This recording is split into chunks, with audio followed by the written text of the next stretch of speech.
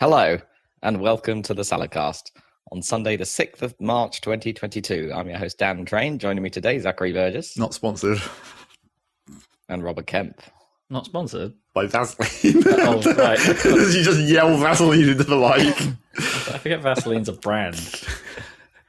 That it's not just like the chemical makeup of that, whatever the oil gloop is. Petroleum jelly? Yeah. Petroleum jelly. Mm-hmm. What makes something jelly? It's not very jelly-like in terms of like the... Oh, I guess it depends how warm it is. It probably gets more gel-like as it gets a bit warmer. Does it have a wobble quality? I don't think you need a wobble to make it. It's a gel, not a jelly necessarily. Jelly is a bit of a not really a technical word, I suppose. And of course it means something different depending on where you are. Yeah. Like jelly's a jam in America, right?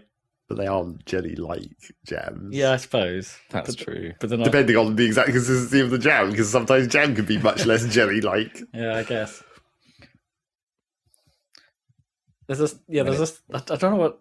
I suppose when you put it that way, it's like it is kind of strange that the UK difference between a jelly and a jam. It's like you're right, they are kind of similar. But a jam, I suppose, is can be quite liquid. Well, yeah, that's what I mean. Like, some jams are more actually just Juice. like jelly. You can turn it almost chunks as you try and spread them. Like the little packets you get at a Premier Inn or whatever when you're having your breakfast on holiday or whatever. Those are very much just a very sweet jelly. Whereas a lot of Even those little glass containers with the screw top, but tiny. Oh, I wasn't even thinking about. I was thinking about the plastic ones, with the little removable tops. But then sometimes jam is just like a paste. Yeah. And it's labelled conserve or something like that. Sometimes. Ooh, raspberry conserve. It's but that's another different layer, isn't it? Conserves are an even more specific kind of jam type thing. Yeah. It's preserve, except a conserve. Presumably. Oh, God. Yeah, now there's a game show question. Is it a conserve or a preserve? Or both? Or do those words mean the exact same thing? Probably. I'm going to go with that. I don't know if a jar of pickled pickles pickled in vinegar would be a conserve. It's more of a preserve, isn't it? Yeah, but you don't even call that a preserve in the same way. They are preserved, and it is technically a preserve of pickles, I guess. Is it a preserve, or would you just call it a pickle? Well, you just call it pickled. That's what you attach the word pickled to whatever is pickled, like eggs and onions and whatever else. Yeah. I was about to say Mars bars because I assume that has happened at some point. Mars bars. Why? Well, because if we're battering Mars bars, we might as well pickle them. And then batter the pickled Mars exactly. And then batter the pickled Mars bars.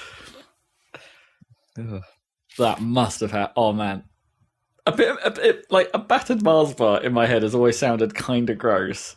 Yeah, but now that that's the idea. But now that we've pickled it, for some reason, a bit of me is back on board. I don't know why. I'm not sure you could actually pickle a Mars bar because, chocolate is kind of impenetrable to liquids. It's not. Oh, I suppose. Yeah, the outside of a Mars bar is fairly consistent usually. It's like a shell. But if it melts a little bit first... Sure, but that's not how you pickle things. You don't pre-melt things and then try and pickle. Well, you could cut them in half, right? Yeah, and then it would go in the nougat or whatever. A vinegary nougat. I suppose you do the opposite with eggs. You don't pre-melt them, you pre-harden them by boiling them. But... And then the egg is still penetrable by liquid, I guess. Just, isn't it? Like a pickled egg is kind of lightly pickled in the grand scheme of... Sure. I mean, it's the pickle matrix. Yeah, it penetrates from the outside gradually, so the longer they've been there, the more pickled they get. Yeah, I like a pickled egg.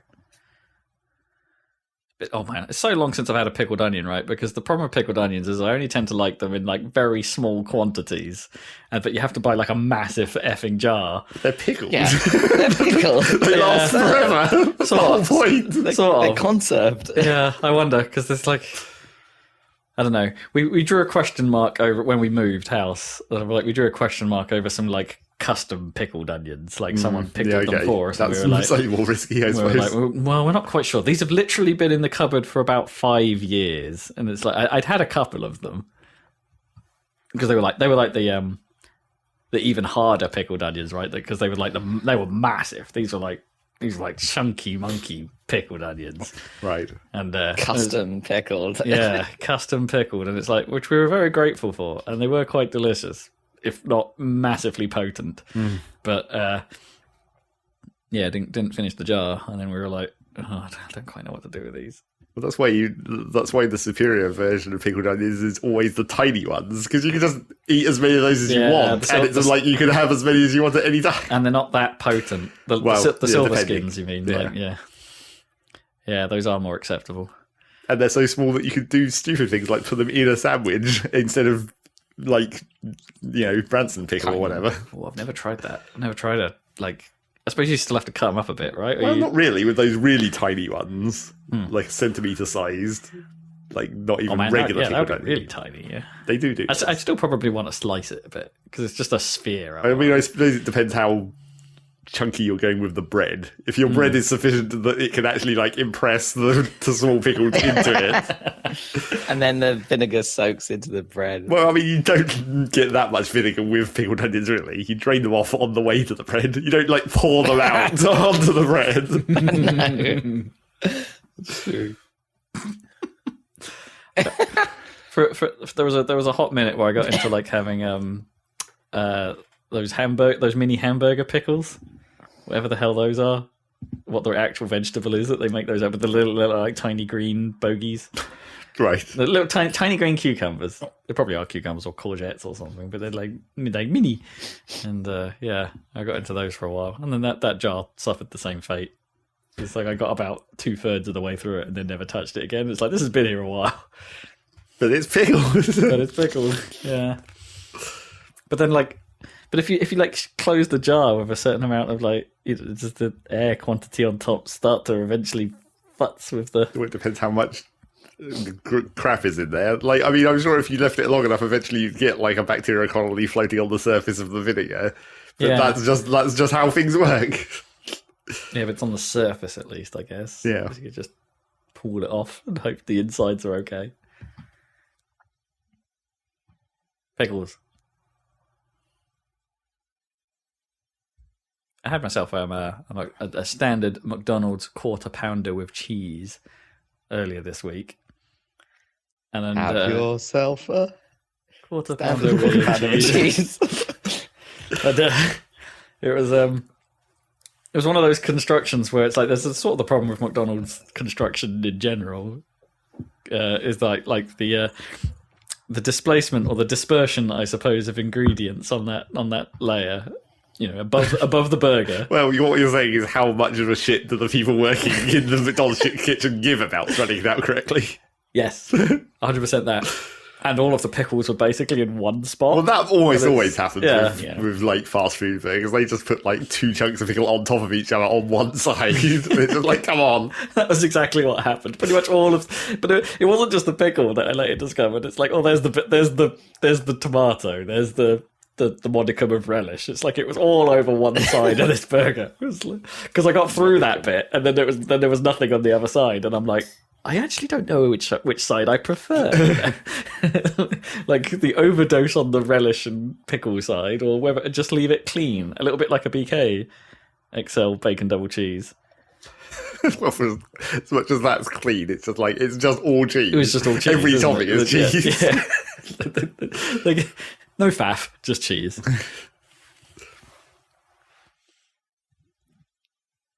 But I quite liked my surprise pickle, and then I was kind of glad that there wasn't that much more of it. I don't know. I mean, that is the traditional way that I would eat a Big Mac, where it's just identify where the pickle is, and then eat every other part that doesn't have that, and save the pickle for the last bite. Oh wow! It's like I'm mildly disappointed Byron no longer give you the side pickle. They don't. No, That sucks. last couple of times I've been to Byron, there's been no side pickle. That's no good. That's shrinkflation for you. I mean, is that cost cutting or is that some kind of weird COVID thing where it's like we can't have people eating this pickle with their hands? Like unlike the rest of this, It was not like the rest of this burger. this meat mess. I suppose actually, when it comes to Byron burgers, eating with your hands is often not The greatest option. no. I mean, you can last for a while, Yeah. and then the structural integrity fails, and then you're back down to knife and fork, like some kind of posh person, posh burger eaters. I mean, I was like even before COVID, you'd think that somewhere would have just been like, this burger restaurant is so, everything is so juicy and awesome that they just give out like latex gloves to everyone because you're just going to need these. This is like the knife and fork of this burger restaurant. Put these on. Because it's going to go everywhere. Yeah. But then I wouldn't want to.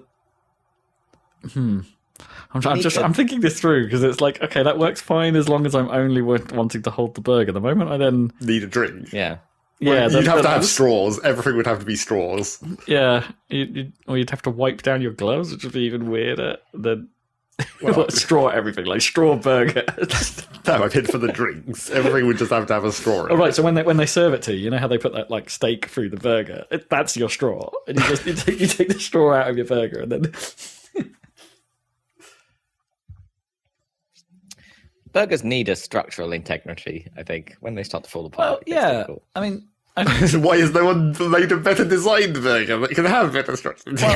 I'm more surprised by the fact that burgers are like it seems to be like the goal of a burger is height, and it's like no. Yeah. no. that's incorrect. It's like No. go wide, man. It's kind of like why I like the Big Tasty. Actually, the Big Tasty is quite wide rather than tall. It's like who wants that double Big Mac? Honestly, how stupid an idea is that? It's like let's make a tall burger taller. I guess you just squash it and then all the stuff falls out the sides. I mean, you'd probably do what I do and just remove the middle bread layer. Eat that first. Get rid of it. Ugh. And then- Ugh, that's horrible. Yeah, that's You literally just eat the middle bread. That's Yeah, horrible. But it's got a little bit of the McDonald's sauce. Yeah, but on that's it. not what you want. You need no. need all of that together to make it bearable. You can't just eat bread with gross McDonald's sauce on it. Yeah, that's really horrible. I didn't think that was that weird. It's like I thought, just get rid of that bread layer, and then you're left with a better burger. And that afterwards. bread layer is also like the shittiest part of the McDonald's bun. It It's like is, that yeah. middle bread can sometimes be quite skank in itself. I mean, Because presumably it's not even made at the same time as the rest of that bun. It is like an extra insert that they just have. if you're having a Big Mac, which let's be honest is. You're probably having to make the best out of a bad situation if you're having a Big Mac, because it's like you could have a double quarter pounder with cheese, which is the superior option. Or It doesn't have the Big Mac sauce. it doesn't have the Big Mac sauce. No, that's true, but it's got more cheese and more burger. Yeah, but then you might as well go to Burger King, as we've previously discussed. If you want lots of cheese, I mean, they have the options. like I said, you're in a bad situation. There's no Burger King around. And then, so yeah, you go for that. Even better, you go for the Big Tasty when it's around, because that Big Tasty, like it's a thicker patty, and it's like a delicious smoky sauce, and it's not been on a menu for the last 2 years. Grr. McDonald's even dropped their signature range. You know, their quote unquote nice burgers, thanks to COVID, and they haven't returned. Yeah, it's COVID, isn't it? Yeah, maybe these things will return when the supply chains start fixing themselves a bit better. I've got no problem with a McDonald's signature burger. Those are all right. But I'm quite... Actually, in fairness, when I'm McDonald's these days, like, most of the time I don't go for their meals. Like, what I'll do is I'll be like, you know what? I can forego... If I don't want a drink, I can forego a drink. And what I'll do is I'll just get a chicken burger and a double cheeseburger off the Saver menu. And it will be cheaper than getting a big-ass burger. And will probably be more filling. And I've got variety because I've got some chicken in me. Don't you want some fries still? I mean, Oh yeah, McDonald's fries have got better over the yeah, years. and then it's only £1 if you want Saver fries on it as well. So it's all right. It's the way to do it. I mean, I could definitely go without McDonald's drinks most of the time, except for... Well, I could go without generic, like, Coke / Pepsi / 7-Up or whatever, because those are, as everyone knows, weird syrup drinks are like, sometimes good, most of the time not so good. Now, if they over ice it, they go wrong. It also depends on their machines and the makeup of the Coke. And there's the rumor that McDonald's Coke is a special kind of Coke. Yes, well, I mean, I'm sure it is because it's a syrup to start with, but that automatically makes it weird. But then, when I used to, many a year ago, when I worked at Solar Bowl, God rest its soul. Back in the Solar Bowl days. Yeah. The Coke from the syrup machine there, superb. So some of the best Coke you could get. Yeah, but that's probably because you weren't making it right. That's probably because you were overdoing it on the syrup, and it actually just made it taste better. Probably. I mean, that wasn't part of the process I was involved with. I just poured the damn thing, but it was pretty good Coke. Do you think it was tweaked to high power mode, like in that episode of The Simpsons with the squishy machine? Whoa, that's good squishy. Whoa, that's good squishy. Yeah, probably. I mean, I think I've mentioned this on the cast before, but there was one time where I basically, like, for lunch breaks, I'd always get, because I only used to work like a shift a week for like when I was 16 or whatever. I'd get like a massive ass burger at the cafe, and because it was cheap on staff discount, and basically a pint of Coke, not your zero sugar Coke, None Coke of your zero Coke. Sugar Coke. Zero wasn't about yet. No. So I would just get Coke-ass Coke, and or syrup-ass Coke-ass Coke. Syrup-ass Coke-ass Coke. Yep, lots of ass in that Coke, and there was the time where I went back on shift, and they my colleagues at the time were like, "You're always different after lunch." I'm not sure that had anything to do with the Coke necessarily. I thought it probably did. the burger half was still probably the more. Maybe. Well, I've got some sort of like, it's like, I'm quite satisfied. Yeah, now. exactly. Let's do this. It's like, You've been fooded. you're always different after lunch. I mean, we are well aware of Rob's reaction to any sugar, apparently. Well, no, my sugar intake's okay. It's Naomi you got to watch out for. Yeah, she reacts to a J2O like a glass of wine. It's hilarious. Sugar. Sugar. In fairness, I can't remember the last time I had a full fat Coke. No. Really? I've got them in the fridge. Well, I mean, I would prefer them, but we only get Coke Zero at our house, and I just don't like those enough to even bother. I'm just like, I'll just continue drinking tea all the time. Really? They're not that different, to be honest. I mean, we've got some Coke Zero no caffeine in the fridge at the moment, which I will say is a little different. Not that I mean, I still find it bizarre that they make that, isn't it? Because like the caffeine trace in Coke is so minimal, right? Or at least I always thought it was minimal. Like it's there, but I thought it was like small enough to not worry about. I don't know about that. I thought there was some significant caffeine in Coke. Not like coffee, obviously, but like no, and probably still less than tea. But I thought there was. Caffeine in Coke. I wonder if it's. I guess it must still be in Coke Zero then as well. If they're having to make a zero decaf. Yeah, because the zero only counts for sugar. Do they? By that logic, have they ever done like a Coke Mega Calf or like Extra Calf? Like Coke like coffee? Yeah. Well, kinda. like Red Bull type. Yeah. Or whatever. Well, I mean, if you go back to like the 1800s when it had all that cocaine in it, then yes, basically. I suppose. Coke oomph.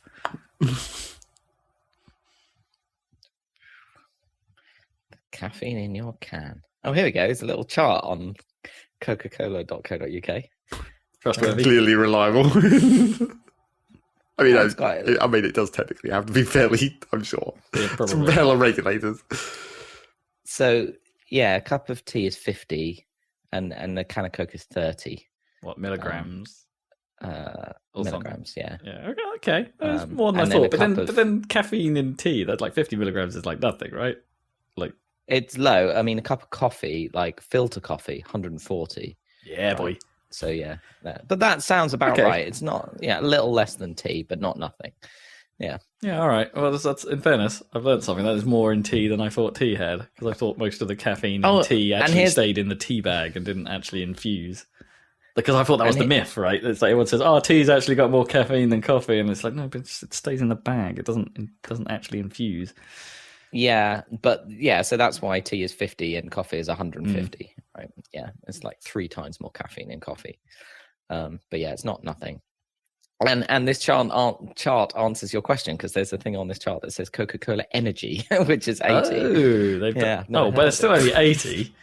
Yeah, that's still less than coffee. Yeah, I mean, coffee is pretty hardcore, to be honest. If you drink like 3 cups of coffee, you're going to be bouncy off the walls. Like. Oh, absolutely. But I don't know.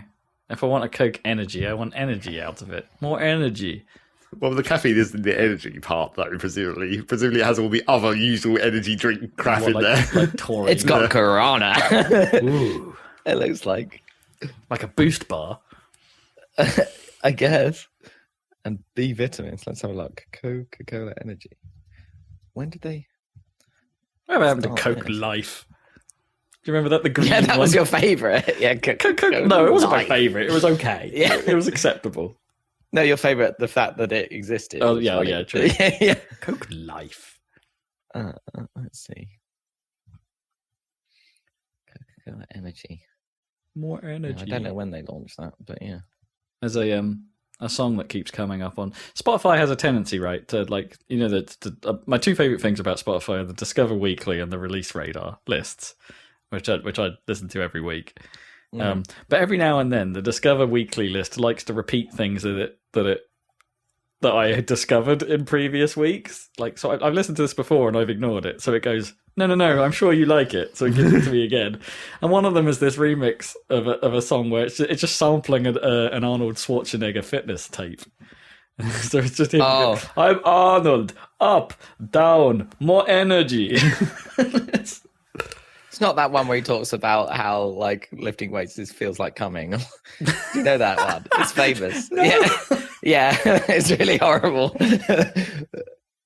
More energy. Well, they don't sample that. Okay, good. Come on, more energy.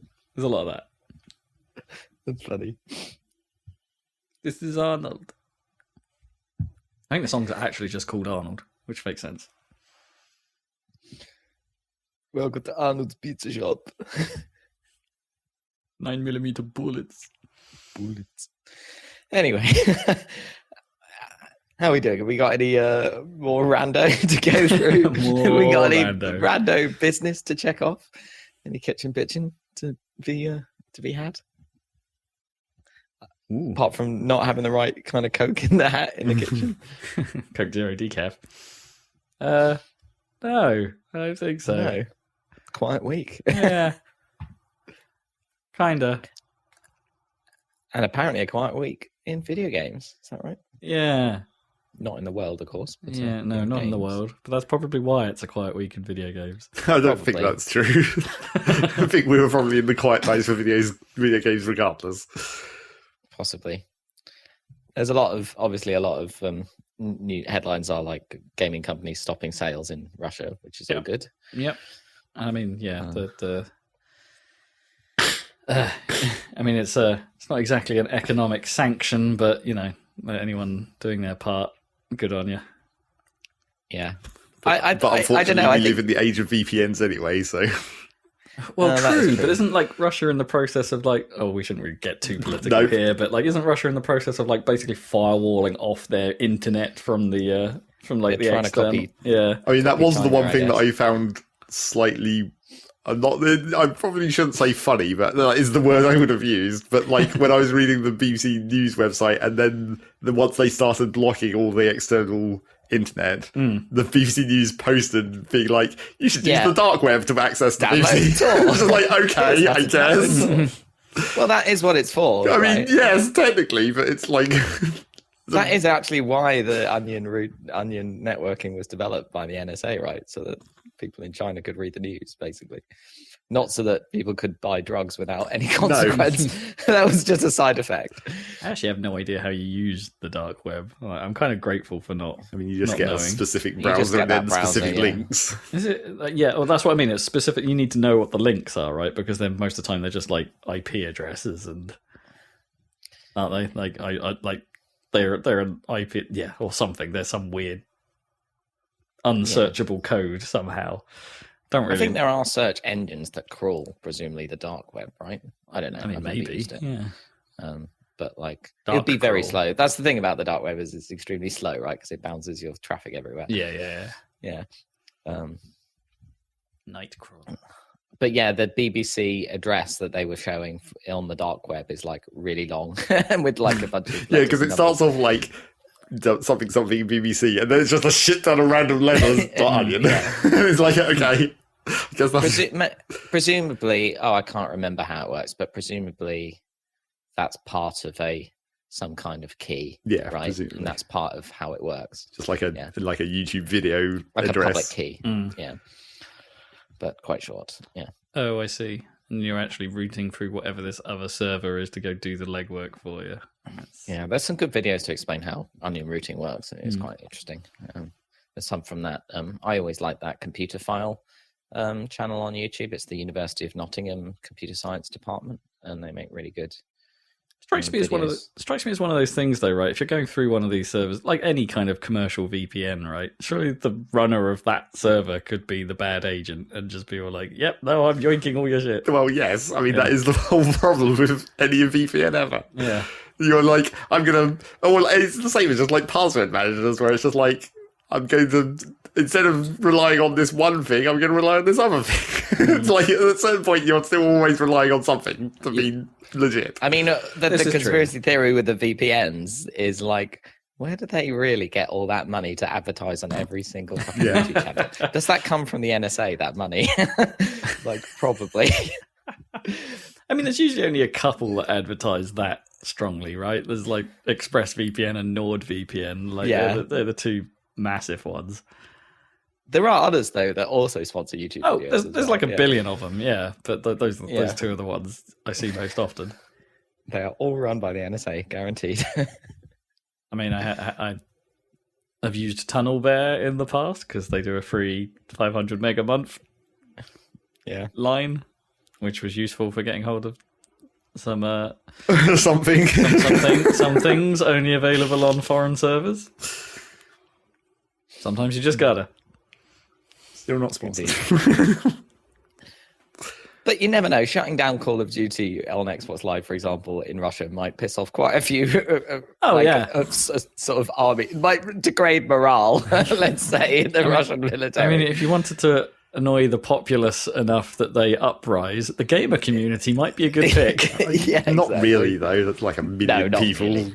in every country. Not really, but yeah. I mean, they are quite angry people. Well, that's true. The internet. If you rile up the internet. Well, that's the idea, right? Kind of, but like that, the internet only gets angry with itself. It's very rarely do you get the 4chan action where they actually attempt to go and do something and then it still fails. Well, like all running into Area 51. Yeah. That was ridiculous. I mean, that one was Yeah. less of a When did dramatic. 4chan actually try and do something? It was the Scientology thing was the big one, right? Right, that Anonymous, wasn't it? That one worked reasonably didn't. well considering what they were attempting. What was that? I don't remember that one. Really? Yeah. The This whole- was ages ago. yeah, I mean that was on legitimate news in 2004 to 6 or whenever the hell that was. But they didn't actually like. I mean, they cause did a any bunch of problems for protests, Scientology. Yeah. outside Scientology places, and did But some you could do that internet normally. You don't need sleuthing. the internet for that. Well, no, that's Yeah. true. But they did The some sleuthing is internet good. sleuthing of like, weird conspiracy shit about Scientology, which some of it turned out to be maybe true, kind of. Maybe true, kind of. But that's about as Going good as you Clear get. documentary was quite good. I don't know if that had anything to do with it. But then again, the more typical 4chan style actions is just like crashing servers, because that's much easier. If you don't like someone, just take their internet down. Yeah.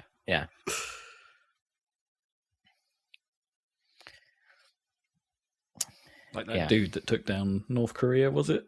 A couple of weeks ago? Because it's not very difficult to take down North Korea, I'm sure. Yeah. He was unhappy about something, so thought, well, screw you. I'm taking your entire country's internet offline. Such as it is. Success. We got any news unrelated to geopolitics? Not really. Nay, sir. Nay. Oh, I saw a really weird, all these acquisitions. I saw a strange acquisition. The Epic bought Bandcamp. Yeah, I saw that. It's an odd pick, isn't it? Yeah. Like, I mean, not really. I mean, it's like they've got Bandcamp and Harmonix just put those together. Yeah, that's true. Well, I mean, if Harmonix ever make a new game, does that mean like they've got even more contacts to make some wild choices? It's like maybe not mainstream music. Go nuts. Or maybe it'll be like AudioSurf, where it like has a built-in stream service to just run music through the processor.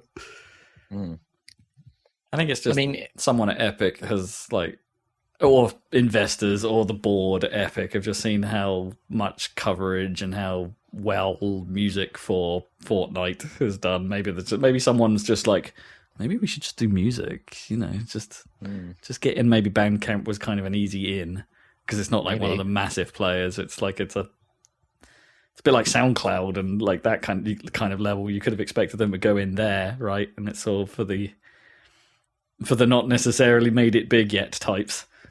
It's basically the MySpace, isn't it, of this world? But the independent, which means it has a significant chance of not actually succeeding and just going away in like a year.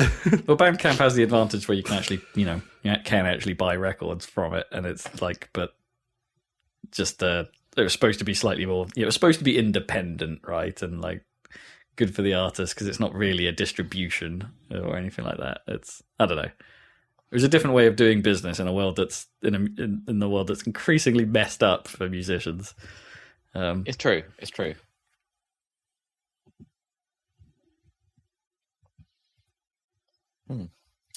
See how that one pans out. Epic are going to release a Zune. I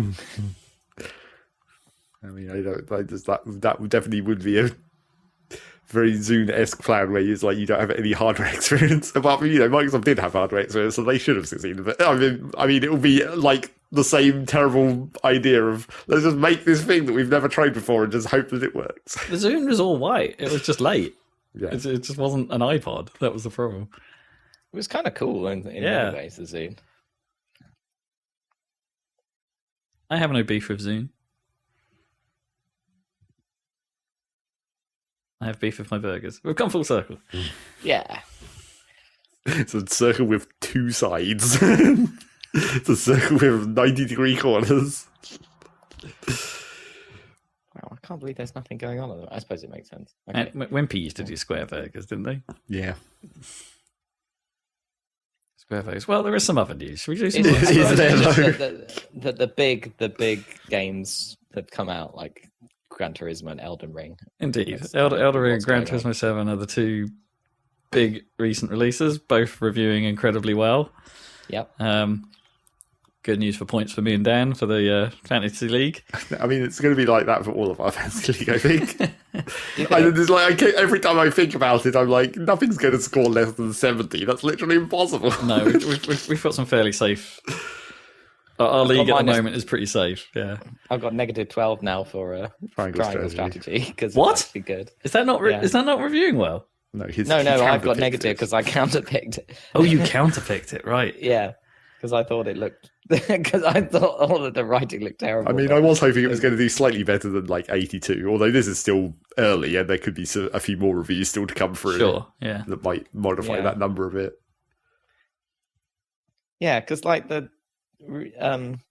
I don't know who are even the outlets these days because I don't pay attention. Yeah, exactly. Like, who are writing these reviews? Who the hell are all these reviews? I'm looking for like GameSpot gave it a 7, right? Or for example, or Games Radar gave it a 3.5 stars, and they're the ones I know. And then there's a myriad random ones. You've got Easy Allies still about. Their reviews count towards that. Eurogamer, yeah. Games. Did you mention Games Radar? They're still about. Games Radar, yeah. There's quite a few, and obviously like the IGN. Well, yeah, IGN is one Dan mentioned, but they do almost everything. I haven't. It hasn't Game got an IGN score here, Explain though.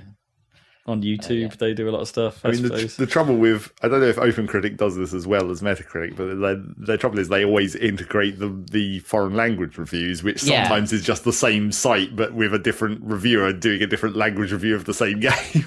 Yeah, there's IGN really? Spain here, IGN Italy. Does that skew it then? IGN? Yeah, I mean, that is the question.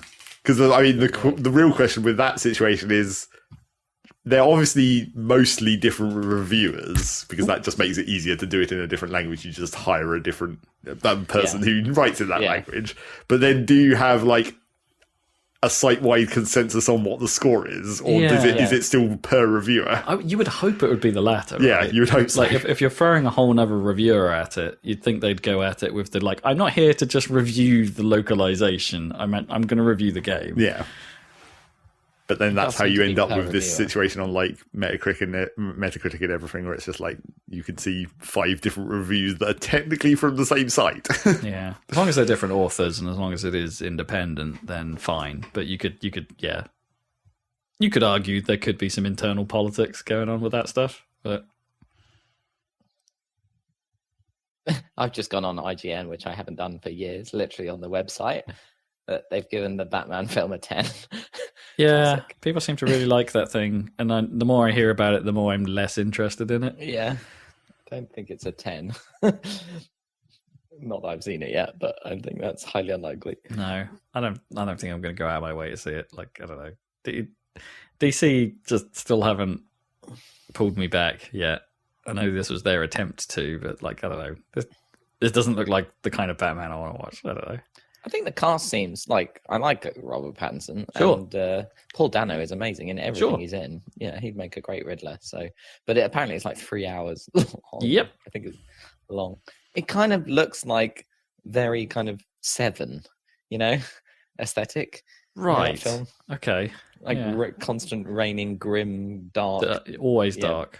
Yeah, I mean that is Gotham City generally, right? I guess. Yeah. But yeah, just a bit too much of it. Like, yeah, like a lot of people reviews and things that I've said of it is like, yeah, it's incredibly intriguing, but it is 3 hours of doom and gloom with no levity, and it's even with the Riddler, one of the goofiest characters you could argue. Well, all of Batman's pretty goofy, but it's like it's so seriously toned that it just doesn't. It is a bit. It's a bit heavy. It's a hard watch, is what I get. Well, that's what I'm thinking. I'm thinking the Riddler's going to be like fucking Kevin Spacey in Seven, right? Right. You have to solve the mystery, and it's all awful. It's just hopefully it won't be quite as bad as that. It's almost a horror film in places. Sure. I guess I mean, don't get me wrong. I'm a huge fan of the Nolan Batmans. Like those are just great films. But the second one in particular. Yeah. I mean, yeah, even the slightly ropey last one, I still really enjoy. It doesn't work as a film. Like, it has really good scenes in it, The Dark Knight Rises, but I tried again, like, I think I probably talked about it on the podcast, but it just doesn't work, like, as a whole thing. I don't know. It's messy, but I still kind of enjoy myself watching it, if you know what I mean. Yeah, It's got but I think that's kind of the thing. Like that third one still sits because, in a weird way, it's the goofiest by a long shot, and like Batman is kind of a little goofy. Like sure, yeah. And DC in general is always kind of a little goofy. You've got to have a bit of that. Burn. I love Bane. He's so good. They fuck it up at the end though, because he sort of dies in the blink of an eye, and it's like, wait, what? Actually, it's somebody else, and it's like that whole twist doesn't really come off properly. It's an editing problem, I think, or what footage they had problem. But yeah, I kind of want that level of like don't go. It's like I don't mind Zack Snyder, but like the Batman universe he was carving just didn't work at all for many reasons, and it's like I don't need my Batman to be that serious. I want to have a good time with it. It's like you can be dark and moody and have that as your aesthetic, but Just find somewhere in between Nolan and the original Batman films. The Tim Burton one. The Tim Burton ones. Ignore the Clooney era and ignore the Affleck era. The Joel Schumacher. Yeah. Find yourself somewhere in the middle, and I reckon you've probably got a pretty good... You know what you should do? You should just make that Batman animation and make that a film. Right. Yeah. I mean, that's like the definitive Batman for our generation. Pretty much. The Warner Brothers Batman cartoon, yeah. It's got such a good look to it, though. Oh, it does, yeah. It's classic. But even that was kind of a little serious, even though it was like a... Yeah, like that Mr. Freeze episode. Really good. Batman. Of course, nobody could die in that because it was a kid's film. No, of course not. You always had it. Yeah. Batman. I forget. Could you get the animated series costume of Batman in the Arkham games? Yeah, I think so. I think so. Yeah. Anyway, Batman. Talking more about TV and film. You know what other video game is getting a TV adaptation other than Halo? Other than Uncharted. No, Uncharted's film adaptation. Oh, sorry. TV adaptation. Cuphead. Well, I'm yet to watch that. I really want to see that. Apparently that's really good and has been renewed already for season 2 because Netflix don't hang around with their decision making. On that note, I still maintain we're about halfway through Cowboy Bebop because we're watching it very slowly. It remains perfectly fine. Like it's it's exactly what you expect. It's not the original, but it's fine. It's enjoyable. It doesn't deserve to be cancelled. At least as far as we've got. But yeah, no, Netflix are dipping their toe again. This time with BioShock. Oh. The underwater, like they've shown a picture of a big sister and other way around, little sister and a big daddy. That's not a bad idea. You could do a film or a TV show, I suppose. Probably would. There's not that much to BioShock, really. So there's not really much chance for characters to happen if you just consider the game version of those worlds. No, it's tricky to know when they're going to put it, right? Because by the time you're in it, like everything's fallen apart, right? There's not. Yeah. Are they doing the original BioShock? Like what's it called? I mean, if you've got the big daddies, it's got to be in Rapture. It's Rapture based, yeah. Okay. Is it post? But they could just flash back constantly to the pre-disaster, right? Or I mean, I'm hoping it's not flashback. I kind of almost maybe the best place for this to be is some kind of horrible origin story. Yeah, how did it get so bad? Period. Yeah. Why, where everyone starts shooting up with ridiculous drugs and bees come out. yeah, exactly. The murder of crows. And how the big daddies came to be. Why was how did this become the right way to do things? To have dudes with massive drills and little girls stabbing you for your Adam.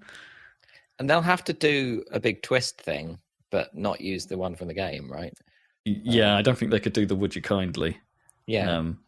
But they'll have to have something like that to be in the spirit of it. I don't think they even particularly really tried with BioShock. I'm trying to think what the twist was with BioShock 2. With Infinite. Oh, yeah, and Infinite had a fairly... Yeah, Infinite had ridiculous time travel diverging universes shit going on. Infinite's twist is mental, and it's fine. BioShock 1's is pretty good, the way it's presented. But not all that surprising, really, if you think about it. Just in raw story beats, it's just... Oh, right. Okay, yeah, you did that. There's no real lead up to it, particularly. It's not really that much to interact with in BioShock 1, really. Exactly. And I can't really remember what 2 was, other than, you're the big daddy. And it's I think there is some reveal at the end about who you really were before. Who made 2? Was it actually the same team? Or was it like a... Yeah, I think so. I don't think it was an offshoot. Right. I think they kind of just sort of developed the lore further, didn't it? Rather than Yeah. I mean, it was kind of a follow-on. You weren't the same character or anything like that. It was a. I mean, I think there's potential there, unlike more than most video games. Yeah. to make a TV show. I think it's maybe unlike Bebop or things like that because there isn't actually that much of a narrative, especially in that first game. It's like there's a lot of backstory and there's a lot of audio clips and stuff like that, but none of it actually really plays into the main narrative. It's I think there's an awful lot of free reign you could have over that project and get away with it. And not ruin anything. And it's a really cool setting and good aesthetic. Yeah, they're paying for the setting, basically. Yeah, it's a good setting. Yeah. I think that could, potentially work. So we've got the right people involved. Yeah, so I think they're quite far along with that, was the impression I got. So we might see that before the end of the year. Wow. Okay.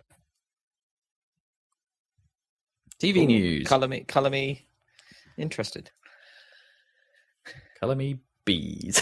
In fact, I think I'd rather watch a Bioshock TV show than play a Bioshock game in some ways. Yeah. At this point, yeah. I think they're fine. Yeah. They're fine. Game news. Let's talk some games. Bethesda are getting rid of their game launcher finally. Or Microsoft are getting rid of their game launcher. Exactly. Microsoft are probably forcing Bethesda to get rid of their launcher. Good-o. Because it's totally pointless. I've never actually had to encounter the Bethesda launcher. Well, no. I mean, you don't play those games anyways. I mean, I played Doom, right? I guess. But they started putting the logins and shit into Doom. They did, yeah. Bethesda, sort of technically related. Bethesda Net is in Doom and Doom Eternal. But yeah, you don't need the launcher for those. I don't know what games even required the launcher. Because it's got a store aspect to it, obviously. Oh, does it? Okay. I mean, like the Battle.net one, right? In the same kind of style, but I don't know what even would have required the launcher. Like, I guess because obviously it would have been after Fallout 4, which is the last one I played, so maybe Fallout 76, I guess. Right. So even Fallout 4 didn't need it. No, it was well before that. Right. Yeah, I guess it must have just been 76 then. Like, what else I prefer? Oh, well, but what about the Wolfenstein games? Yeah, maybe. Or like the Rage? Was that? Rage 2, maybe. Rage 1 wasn't. Well, no, obviously Rage was. But Rage 2, I guess, might have been on it. Anywho, that thing doesn't need to exist now Microsoft run the show. It didn't need to exist as that. No, it didn't. So, yeah, I guess Microsoft are all like, just use Windows Store. Well, and just use Steam. Because they're quite Steam-friendly now. Well, I mean... That was the thing that pissed everyone off when they announced their stupid launcher and they took all their shit off Steam and everyone was like, what the fuck? Now it's all coming back, so okay then. Most of it was back anyway. I don't know if most of it was. Like, I think some of it... I'm sure Doom is on it. Well, yeah, that one particularly, but... Doom Eternal, I think, are on it as well. But yeah, anywho. Good news, everyone. One less launcher to worry about. That no one was worrying about anyway. I want to have a quick mention on Gran Turismo 7 because I'm yet to see much footage from Gran Turismo 7 that suggests that they've changed the car collision handling. Everyone seems to rave about its tarmac handling. But I've seen one bit of footage where it looks like the cars still bounce around like bumper cars. I think they do. I mean, I saw a bit of footage where a car flipped over and it was just ridiculous. Yeah, from the rally thing, right? Was that on the Digital Foundry footage? Yeah, probably. Yeah, that looks insane. It's so it's so just dumb. Stupid. Apparently, that game in general seems to have trouble with verticality. And it's like, that's fine. I can believe that. The Codemasters games had trouble with verticality on and off. It's true. I just don't think colliding with things is really... It's not their aim, obviously, but it's like, I think, I do feel like, I don't know, I feel like if you're going to make a mistake like that in a game that is about not making mistakes, it should punish you, right? You should. Yeah, I know what you mean. Yeah. Well, I mean, maybe we'll get lucky in like the next generation of racing games and whatnot. Maybe the fan tech this time round instead of ray tracing or whatever will be soft body, and then we can get proper collisions. Yeah. Whatever happened to BeamNG and those projects? Yeah, exactly.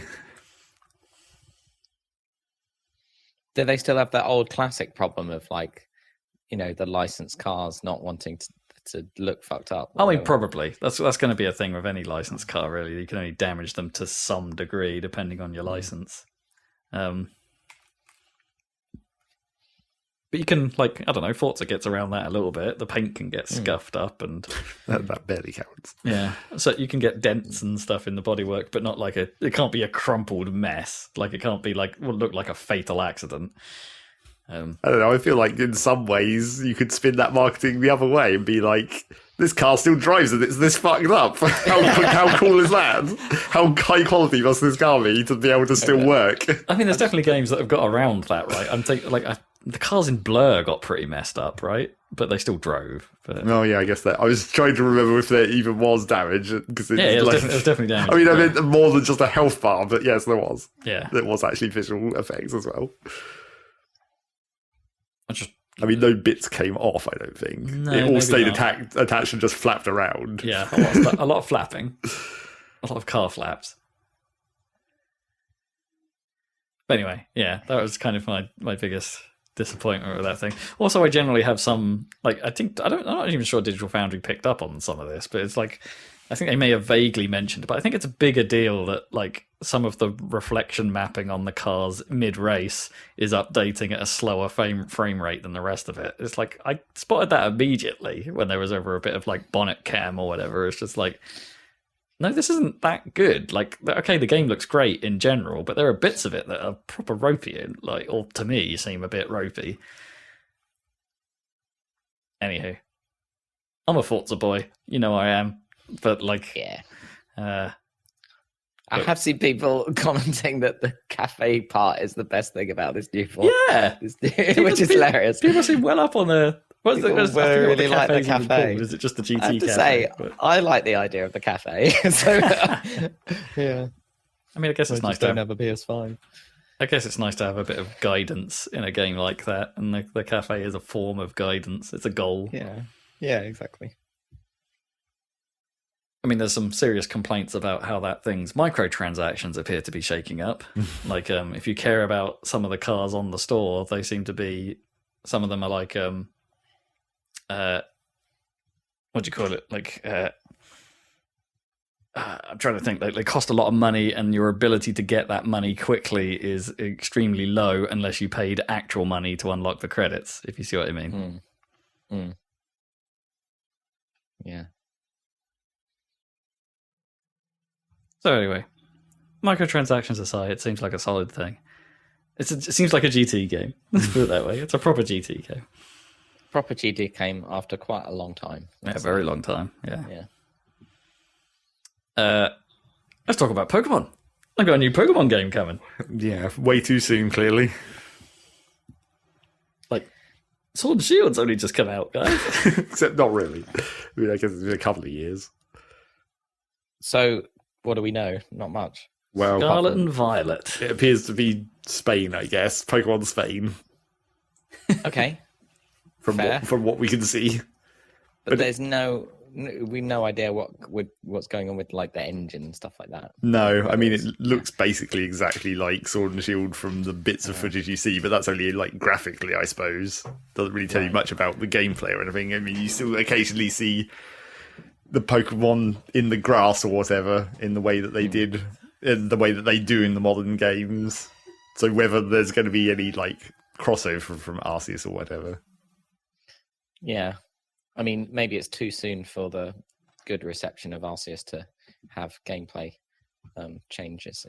Like they've probably been working on this all the way through Arceus' development, probably since they finished the Sword and Shield DLC. I assume they've just been straight onto this one. So either they'll finally incorporate some of those innovations into the mainline series in the next generation, or they'll just carry on with a separate Arceus line. Yeah. And then maybe everyone will just switch to that eventually when it becomes maybe less of a technical mess. Well, I mean, maybe it's just like if you just, I mean, judging by the footage of this game, it does look like it's just exactly the same engine or whatever, because you can sort of see that the exact same shading or like just the general style of it all feels exactly like Sword and Shield. Yeah, but like Spanish. that if they've got that engine, then just take the Arceus gameplay mechanics and put it into that engine, surely. Maybe that's what they are doing, or maybe the Arceus engine was just the original engine after all, and it's... Well, yeah, but that's the question, is like, why does Arceus even have this completely different engine, essentially? Because it's not like they were doing anything that I wouldn't have said that those engines couldn't have technically done. I mean, maybe the open worldness of Arceus was just too big. Because you have, like, everyone complained about Sword and Shield, where it's like, oh, the actual open world area, the wild areas, were actually kind of small and ran like crap. Well, and everyone was kind of expecting the whole game to be open world when it wasn't. Right, yeah. Yeah, there was something about Sword and Shield that like it seemed to carry that sort of like, this is it, guys, this is the one, this is the Pokemon we've always wanted. Well, I mean, yes, because that's what it looked like initially. It sort of wasn't, and but then Arceus has come and basically filled in that role to some extent. Kind of, yeah. It's an interesting place to be for Pokemon right now. Well, I think it's an awkward place for them because it's like, I don't know, is anyone really clamoring for for another traditional Pokemon? Well, that's the actual problem is stop releasing them so goddamn quick. Yeah. Take some time to actually work on them, and then you might actually not have a horribly buggy mess every time. I mean, maybe this is like what Sword and Shield should have been. Let's look at it that way. Yeah, so that's what we said about Sword and Shield versus the previous game. Like, that's what happens to Pokemon every time. You're like, this is what it should have been, and then it turns out to just be bad. It's like, oh, well, wait for the next one. I guess this time they'll at least have the benefit of like, this is the second thing they're doing. Well, more than the second thing they're doing on the Switch now. So it's like, yes, but they might have been able to wrangle their technology a bit. They might have. I wouldn't bet on it. They'll just have been pure content. Well, you reckon it's going to be an Omega Force and it's like a barely functional Muso? Like, frame rate be damned. Well, I think it would just be exactly the same as Sword and Shield in terms of tech, and then it'd just be more content. Mm. It might as well just be an expansion. But we'll see. It does just feel too fast to be anything more than that. That's the impression that I get. It's just like, as soon as you see the footage, that little bit of footage, you're like, well, this looks exactly like Sword and Shield. It's like, well, yep, that probably means it's just going to be exactly like Sword and Shield then. I suppose it's also time to raise the perennial question with Pokemon. Should they still be releasing two versions? Well, no, obviously. But... Yeah. No, but they always will forever because it worked from the very beginning. I mean, the trouble is that in Sword and Shield, they were like, oh, we'll make the two versions slightly more different this time by making you have different gym leaders. And it's like, no one wants that. Like, the problem isn't that the two versions are too similar. The problem is that they exist at all. Yeah. I mean, I know that they want to encourage trading. I don't think that's what they want to encourage. What they want to encourage is people to buy both. No, they can't expect you to do that. I guess they can hope that some people will, but like, it was for children though. It's so that you buy separate copies for. I mean, that only brothers, mattered in the age of like one save, right? That was the only real reason for that. Which, in fairness, they maintained for a long time. Well, yes. I mean, at this point, and several previous Pokemon games, they could have easily got rid of that restriction. Apart from they kind of had a convenient excuse when Nintendo decided to adopt that whole system, basically, where it's like all your save files are locked into the profile, and the whole Animal Crossing situation. It's like that gave the Pokemon Company a convenient excuse to continue doing that, even though there's no fucking actual technical reason why you couldn't have multiple saves. Wait, so if I swapped to a different... No, in Pokemon you do get a per profile. Oh, okay, It's not the Animal Crossing situation. I'd forgotten about the Animal Crossing thing. So if I had a different user on my Switch, that's not enough? No. Wow. So it's per Switch. I mean, that's why everyone was pissed off about Animal Crossing. Yeah, I'd totally forgotten that whole thing. Yeah, that's kind of crappy. At least Pokemon aren't doing that. That's fine. But it's still dumb anyway. I mean, for a start, you shouldn't even... Save files shouldn't be attached to the profiles, really. but that's how Nintendo does it. So that's just how it works. That's how a lot of things do it. In fairness, that's how it works on Xbox, right? All your saves are tied to the user. That's how because of cloud saves and all that jazz. It's well, yeah, I guess.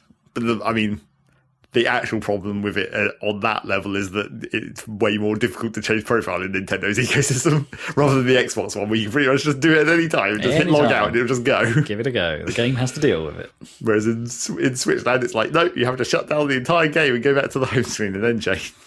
And then relaunch the whole game. Weak, Jeffrey. I'm still annoyed that, if I wanted to play my own run on Hyrule Warriors, mainly just to see kind of how it actually runs in single player, given that how much we've played this in 2-player mode. It's like, yeah, I can't make myself that doesn't slot its saves either, right? Like, of all games, it's like, why is that a single save per profile? Well, I mean, just make a garbage profile. Yeah, exactly. I'll have to make a garbage profile. It's like it's fine. I mean, at least you're not tied to any achievement system in Nintendo Land, except now you kind of are because they've just introduced that thing. Well, yeah, that's true. I suppose that's news that hasn't really people haven't cared about much for obvious reasons. Because it's not a true achievement system, is it? It's like you can do things in games on your Switch, and you might get platinum points that can be redeemed for nonsense on the Nintendo Switch Online. And by nonsense, I mean the parts to make a custom user profile picture. Yeah. It's like how you already have the image and the background, but now there's more options. A frame. Yeah. They've added a frame. Rocket League, basically. Ugh. I mean, I'm quite happy with Splatoon Dude, thanks. Don't need a custom profile pic because you gave me Splatoon Dude. Although, actually, in fairness, if they put Jugs on it, not Jugs. What's his name? The cat. Why do I want to call him Jugs? Judd, that's it.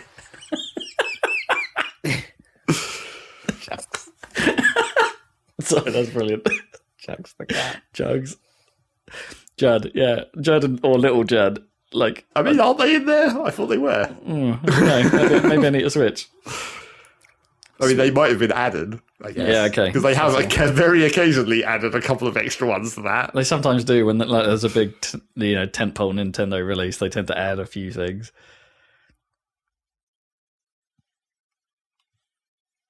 I guess they won't from now, though. They'll want you to earn it. Yeah, maybe. Pokemon! It might come out this year.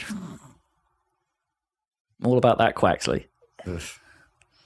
Pokemon might come out this year. We'll see. Piece of poo. A plumber will pull it through. Oh, God. Right, I think we better move on from news. Hey, there's one tiny bit left. Just a little bit more. Steam and Valve, and I'm not talking about the Steam Deck, they are open to the idea of Game Pass being on Steam. So stuff that's on Game Pass you can download and get hold of, and that'd be cool. And use the Steam client as opposed to the Windows Store. So if that's more convenient, yeah, if that's more convenient for you, then fine.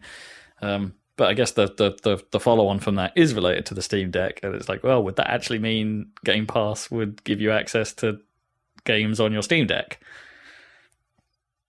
I mean, that would make sense. Yeah, interesting. I'm not sure how it benefits Valve in any way to do that, but they've said they're open to the idea. I guess they'd have to ask for a small cut from Microsoft. Well, or somehow. it would, work on the same system that Game Pass must work on, where it's the developers get their money anyway, and then the store level has some cut of some backroom profit or whatever. Yeah, it would have to be some. How does it work on Game Pass as it stands if you're in the middle of playing a game and then it goes off Game Pass? You just can't. You can't access it anymore. So you'll try and launch it. And but what if you're in the game? I think if you're, yeah, it's a good question. I don't know. I assume there's some amount of basically offline capabilities of the Xbox where it will let you use it for a while. You really look up at how that works. for Steam, right? Even though you've downloaded the game and you're playing it, Steam would have to say, no, you no longer own this effectively. Well, I mean, they already have the systems for that with like free weekends or whatever. Yeah, absolutely. Right, yeah. And and if your gold account expires and you try and play a game with gold, that kind of stuff, they've had that stuff right. Okay. for a long time. Yeah, you'll just launch it and it goes, oh, it looks like you don't have access to this. Do you want to buy it? That kind of thing. Right. And that would be a Steam sale in this case, rather. Yeah, because again, I think the same thing happens like if the game is owned by another user on your Xbox and that user isn't signed in, which can happen, right? You can have profiles, you can have your mate's profile on an Xbox, and but it's not their primary console, and if they password their user and stuff like that on your console, so you can't just accidentally choose to sign in as them, then you might have games installed that you don't own. And hell, Steam does that already as well, right? Like Zach can have stuff installed on my machine and I can't play it unless he's logged in. Yeah, so that's a solved problem. But it's interesting, nonetheless. Steam Deck seems all right. I am talking about Steam Deck. Yeah, I mean, if you can get one. If you can get one. Then seems they've been quite enthusiastic about sending them out to developers to like make whatever control profiles, I guess, really. Yeah, and it seems they've been able to get hold of like some of the reviewers have had the versions of it that that aren't being sent out to the consumers yet, like because only the base tier one is going out to consumers right now, but there's 2 other tiers that are coming later in the year, and those reviewers have had their hands on those versions as well. And generally performance seems to be quite decent for it, as long as you're willing to make concessions of output resolution. Generally, that seems to be the thing. Lower the resolution on the game, and you're going to have an okay time. Because the screen's only 800p on it, so if you drop it down to about that, you're probably going to be fine. What would you want to play on the Steam Deck? I guess everything. But... Well, I think I've sort of mentioned it before. Like, okay, if you're up for console level gaming, then sure, fine. This might be a way in for you for that for PC stuff. That's not buying a PC. As long as you don't want to play cutting edge looking things. It's like if you don't mind PS4-ish performance, then this is your go-to in a handheld, which is great. But I'm thinking, like, for me, the use case would be like, put it in a dock under the telly, and use some of the lighter games that I would normally play on my Steam, like some indie, use it as an indie device, which I guess is what the Switch already fills that niche for a lot of people. But hey, I've already got quite the library of Steam games, so it's from that perspective, it might make sense for people, because it's like people with an epic Steam backlog that don't want to buy a Switch or buy their games again to play it on a device like that. The Steam Deck's your way in. I mean, would you have got one of those Steam Link things back in the day? Yeah, you see, I'm sort of regretting it now, not getting hold of one. You can probably find them still on eBay. I haven't particularly looked, but because I've tried using Steam Link on the telly, because it's got my Samsung TV has a Steam Link app you can put on it, and it's just not quite good enough, I think, to use with any regularity. It's like the latency is noticeable, and more problematic is the frequent tiny skips that it does. Like you lose a couple frames here or there, and you can hear it and as well as see it, and it's like that's just annoying enough. Yeah, fair. I did wonder if you put your Xbox into developer mode, has anyone actually made a unofficial Steam Link app for developer mode on the Xbox? It's like, I'm not sure anyone has. Right, yeah, because theoretically that should work, right? Yeah, because the Xbox has a lot more horsepower and probably better networking capabilities than your average TV. Yeah. So, maybe that was be a better experience doing it that way. looks like you can install that like on a Raspberry Pi, right? If you could get spec'd up. Probably. Raspberry Pi. But a Pi is probably less powerful than my TV. Do you think? Yeah, I reckon. Yeah. Certainly than an Xbox, that's for sure. Sort of contemplating the idea of getting a external drive for my Xbox and putting it in dev mode, and then you can put RetroArch on an Xbox and use it as an emulating console. Oh, cool. You can do that. That sounds pretty neat.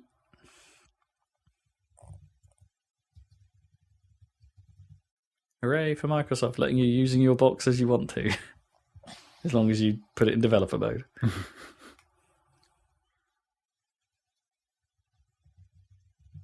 Legality be damned.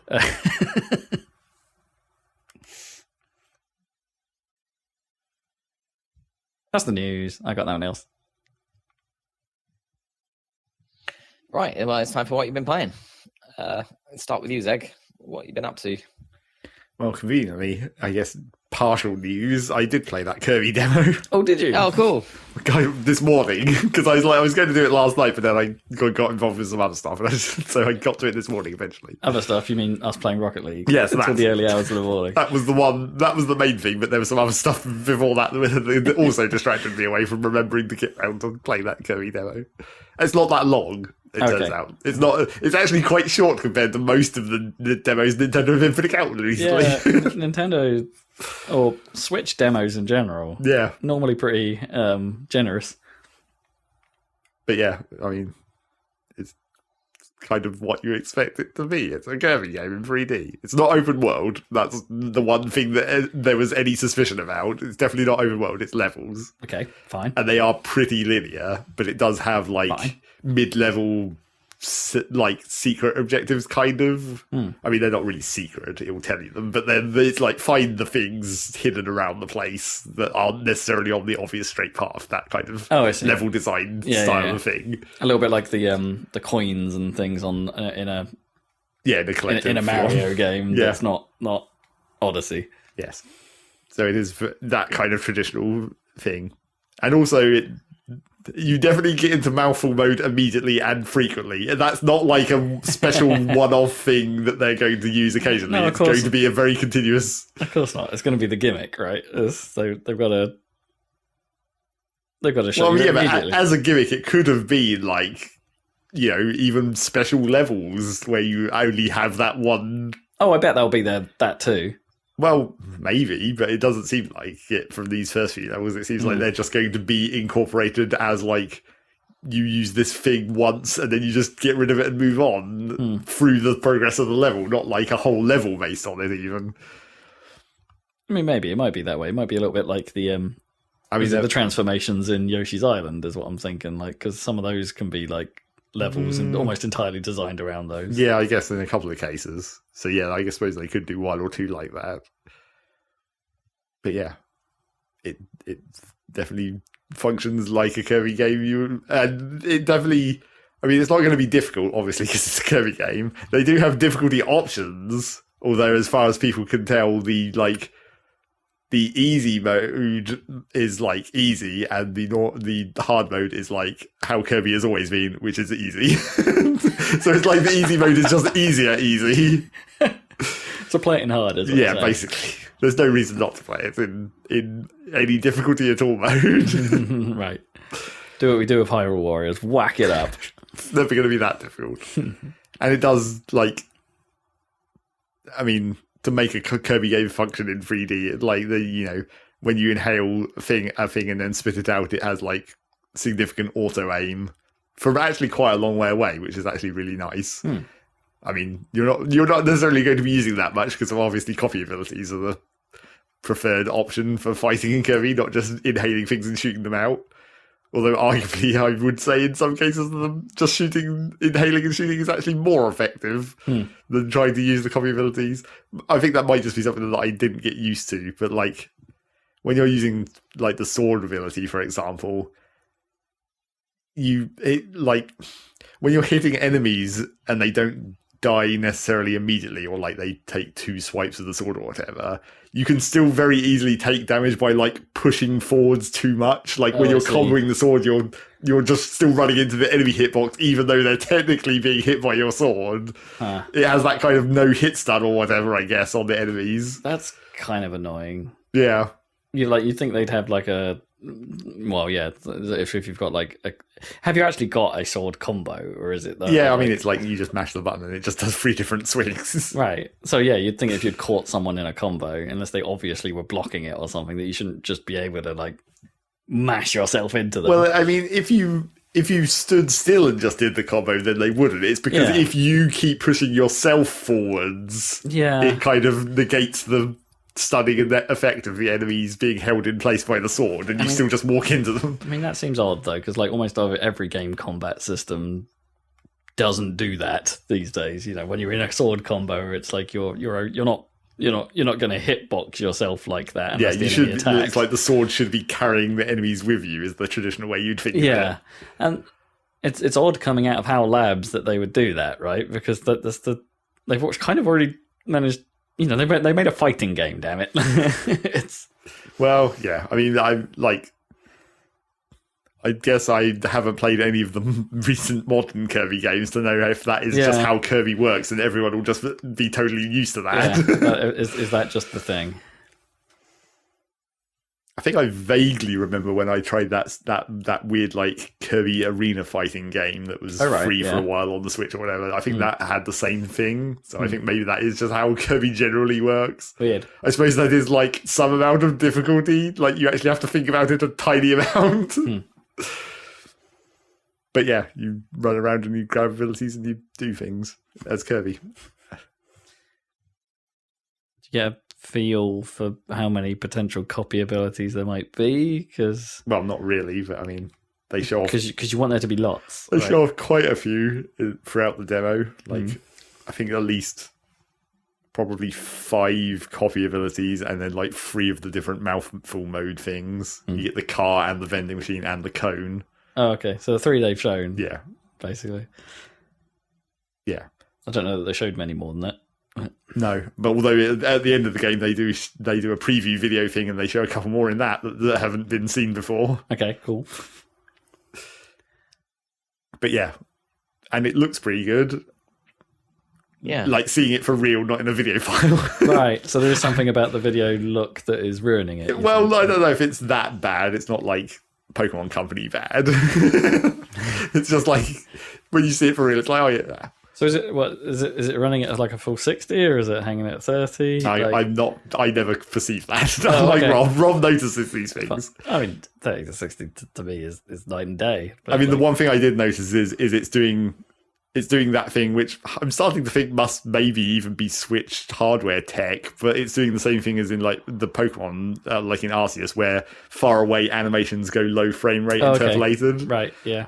Which is fairly noticeable, but it doesn't. There's not really. I think it's almost more noticeable in Kirby because there's not much that does animate. Like when you're seeing just like one enemy, but everything else is a static background essentially, and it kind of highlights the fact that they're animating in low frame rates. It's kind of surprising that they save much budget then. Yeah, you wouldn't have thought it'd be that important. No, but maybe like I say, like.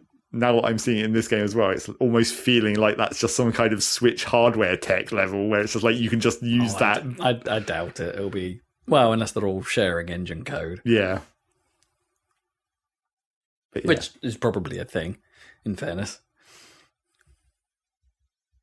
Yeah. And then, apart from that, I mean, the demo, it's not long. You get like one level and a boss fight, essentially, and a prologue level, I guess. I mean, I presume this is just the start of the game, except maybe the boss fight might not be this early. I assume it's like the prologue level, the first level, and then maybe this boss fight comes quite early, but maybe not at this point. Not directly after. Yeah. But yeah. And then once you finish those 3 levels, you also get the option to replay the levels of the upgraded versions of all the copy abilities, as if you'd unlocked them and upgraded them through the progress of the game, so you can actually see some of those, which is interesting. They're not. I wouldn't have said that any of them stood out as being particularly like they don't modify the gameplay all that much. The bomb one is maybe the most interesting one, where like normally you just throw bombs out. Like if you're standing on the ground and you press the attack button, you like roll them, and then if you stand still or if you're jumping and you hold the attack button, it gives you like an aiming cursor, so you can like arc them onto a specific place.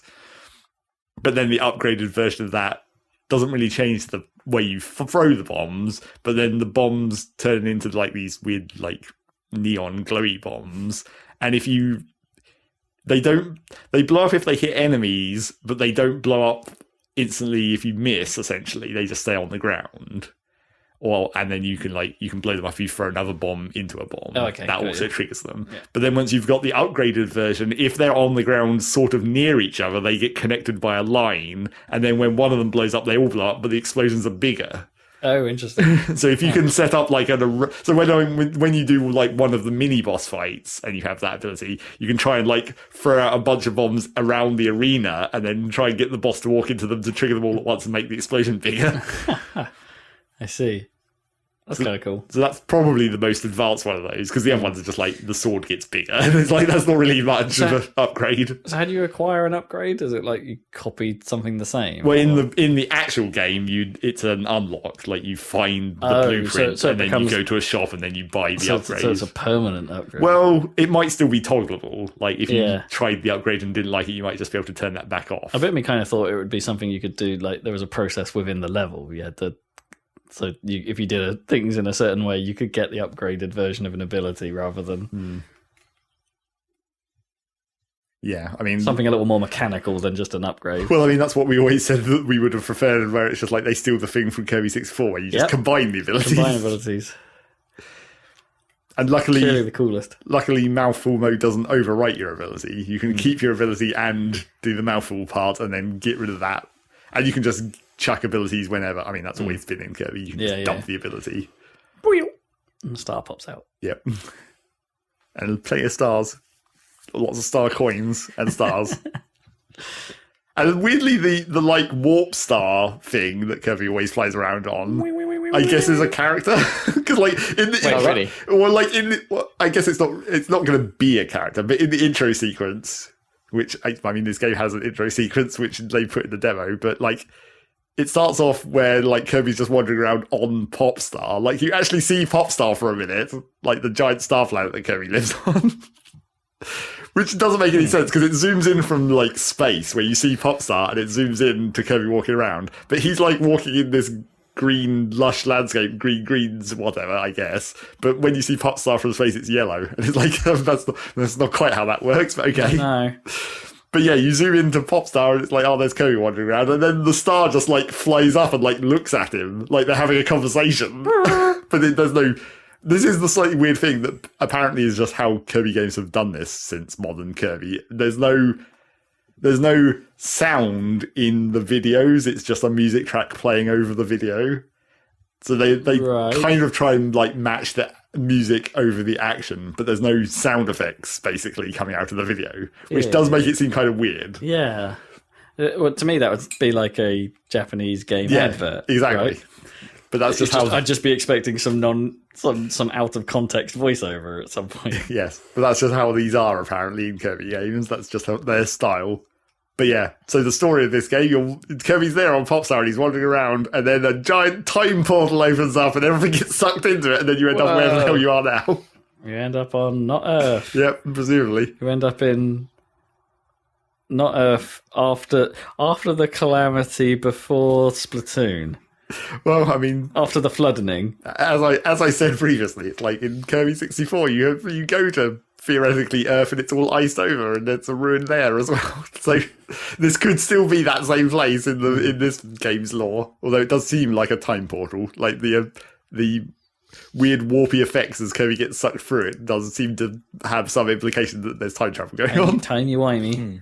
And then a tiny guardian appears. Well, kind of. And hands you a Sheikah slate. You get a tiny little the first NPC that you rescue, I guess, of unknown origin and like what is their purpose. but you just rescue this tiny blue dude, and he's like, we need to save all these Waddle Dees that apparently have just been around for some period of time, because they maybe had already started building a town before you turn up, and then you're going to rebuild the town, because that's that mechanic that they've shown before. Oh, yeah. So it's like maybe the Waddle Dees fell out of the time portal like some number of years before you did, and so they'd already started trying to build a civilization before you showed up. A Waddle Dee. Yep. And then you could, if you play it in co-op, you get to be Bandana Waddle Dee that everyone loves. Sweet. Except I've always found that so weird about the co-op in Kirby, where it's just like, obviously Kirby is the only one who does the Kirby things, and then you've just got this other character. Well, yeah. So what's the other character? Because is it a bit like Gungeon, where you have to play as like the ghost guy? Yeah, it's Bandana Waddle Dee. He has a spear, I guess, so he stabs things. It must be a slightly more boring way to play. Well, you'd think so, yes. But I mean, that's just weirdly how it works in Kirby. I mean, is there anything that he can't traverse because of the copy abilities or the mouthfuls? I mean, apparently I haven't tried co-op and I haven't seen this in the demo, but apparently you can just like ride on Kirby. Essentially, you can just temporarily become his copy ability almost, because you can still attack from that position. Okay, it's a step up from Super Mario Galaxy's waggle to get star bits. Yeah, but it still seems pretty weak. I mean, I always thought it was just weird because there's been plenty of other Kirby games where there have been multiple Kirbys. Sometimes lots of multiple Kirbys. Sometimes it's the same Kirby just like weirdly split into multiple Kirbys, but sometimes it's like this is the yellow Kirby, like the Smash Kirby. Brothers costumes. Oh right, except for real. And the Kirby fighty thing of like. Well, yeah, that too. Although that you could just say that's a character select, so that still comes in the Smash Brothers realm where it's just a skin. But Meta Knight could turn up, and he's basically a Kirby. Well, he is going to turn up because you see him in the preview video, but he's going to be an enemy, of course. Well, at least initially, presumably. I mean, I don't know whether there is that possibility that maybe the secondary character is selectable. Like, after you defeat Meta Knight in the story and he comes to your side, presumably, maybe then you could change to him.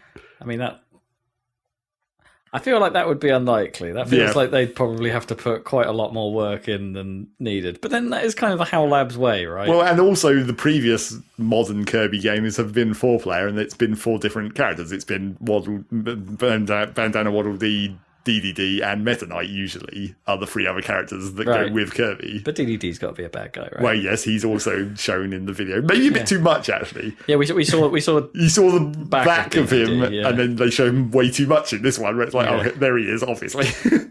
King DDD. But yeah, I mean, he could potentially become to your side as well, and then 4 characters, but presumably not 4-player. What are the spiky things called that DDD hammers out? Gordos. Gordos. Oh, that's less interesting. Why is that less interesting? I thought it would be like spiky D's or something, because everything is a D in this game. It's Waddle Dees. You do get the other versions of Waddle Dees. I forget what they're called. The ones with the single giant eyeball.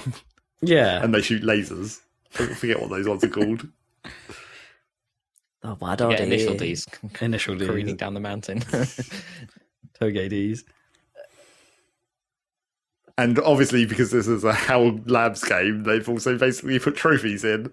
You find little capsules throughout the levels, and then at the end of the level, you open them up and see what dumb little trophy you've got, which also actually contains like lore text, where it's like the description of this trophy actually tells you quite a lot about this item. And then can I feed it to a Chow-like creature?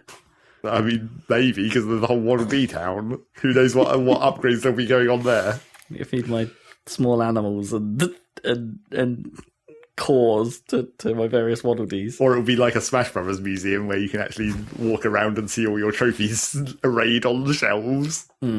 Probably that. Maybe. Probably in your house. Curb's house. Yep. Come on down to Curb's. The Curb bar. So yeah, that's Kirby. It's very Kirby. Very Kirby. You get to do the Kirby dance, of course. You got to do the Kirby dance. Yep. In both the long and short version. I can't even remember what the long version is now. I mean, that pretty much was the long version. The short version isn't much different. It's just like very slightly shorter. Yeah, pretty much. It's just like the Smash Brothers theme music where they cut that down slightly. But yeah. Oh yeah, it has an extra. Yeah, it does. It does the first verse. Yeah, I remember now. Get curbed. Yep, get Kirby. Get yourself curbed. Curb stomp. Free demo.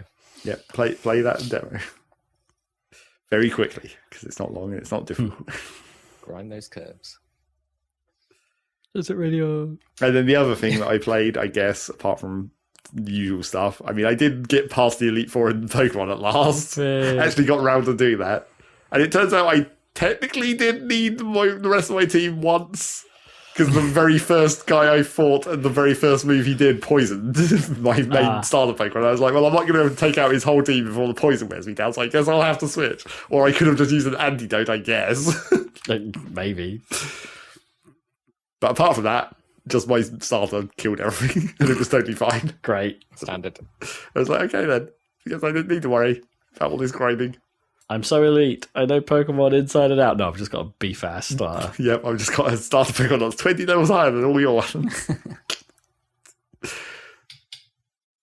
Although I feel like the starter that I was going with, the grass one, which is grass ground in this case, was maybe like I don't really remember the other ones. I remember the one I used originally, which is the water one, which is water steel, which is quite a nice combination because steel is super hardy in most cases.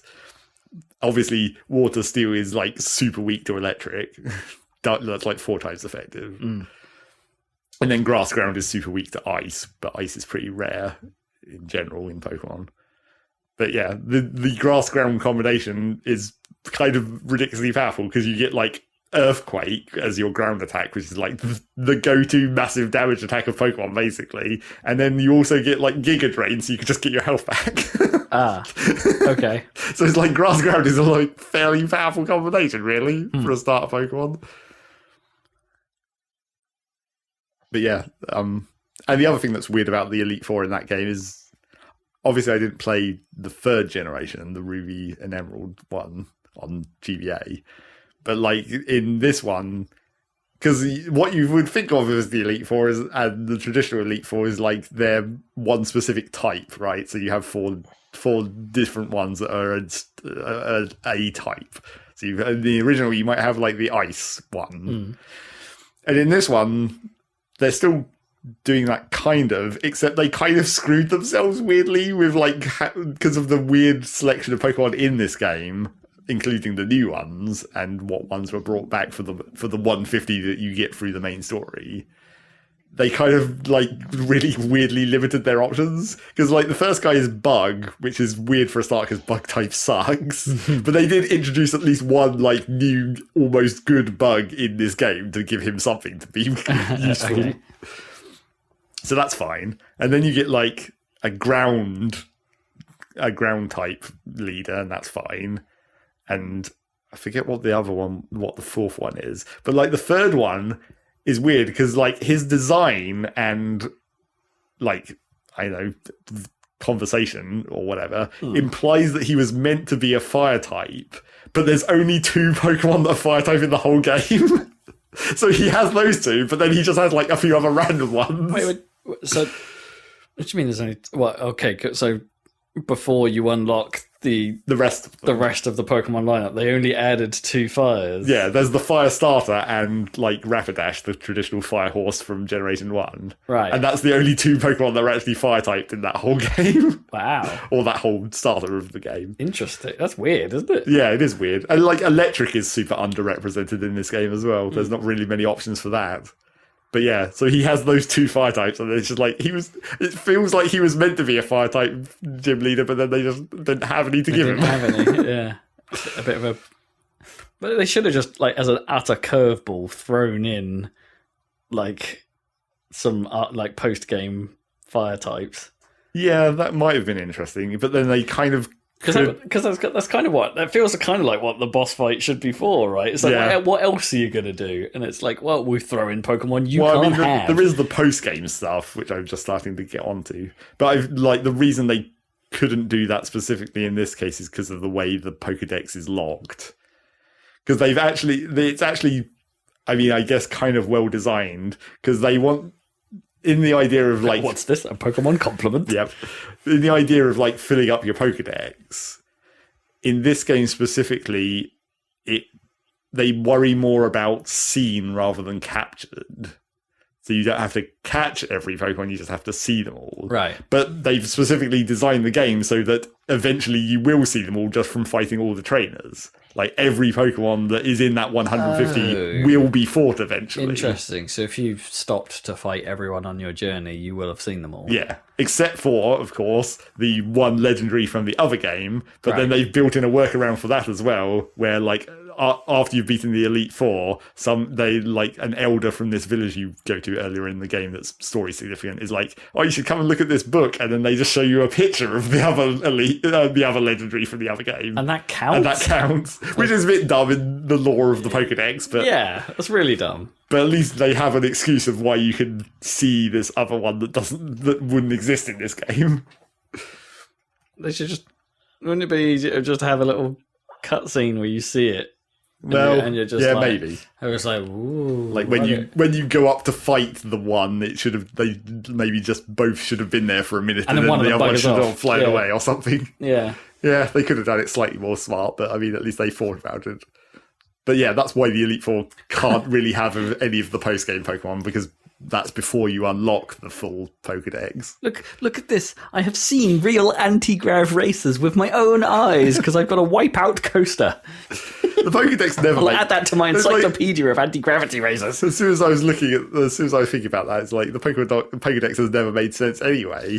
Because I mean, of course not. Because it's like you go out there with this encyclopedia that doesn't have any information in it, except it has all the information in it. You only just unlock the information by looking at a thing. Exactly. It somehow derives everything you need to know about it. But it's not just like physical stats even. Like, it has lore. Like, the Pokedex has lore, which there's no way it could know unless it had already been programmed into it. About the stuff about, like, Cubone, right? That's like, how on earth would it know, or ghost Pokemon in general? Or any of the legendaries that are like myths, essentially. Yeah. How would it know any of that? It's real dumb. You kind of have to ignore, I think, the lore of the Pokedex for the Pokemon world to make any sense. Yeah. It's like, because some of that stuff is wild, right? Well, I mean, a lot of the lore is like, you know, it is explicitly said that it's myths or legends or folklore or whatever. Right, so the Pokedex isn't... But the Pokedex doesn't always explicitly say that, right? Like, how every Cubone is wearing its dead mother's skull. I mean, that might actually be true, though. I mean, it might. But... There's no reason that couldn't make sense, technically. How do they get hold of the skull? Do they have to, like, skin their mum? Yeah, presumably. Ugh. Pokemon's dark. I mean, it doesn't... The problem with that is more like, at what point does that happen, and is it a Cubone before that? Yeah, right. Is it just a bone? I mean, well, probably not a Cubone because it needs the bony bit, right? But, like, is it just a cube? Yeah. The cube! Is it actually a Diglett, and then it comes up into a skull and then it evolves? Oh my goodness. Yeah, Diglett just randomly goes, what's this?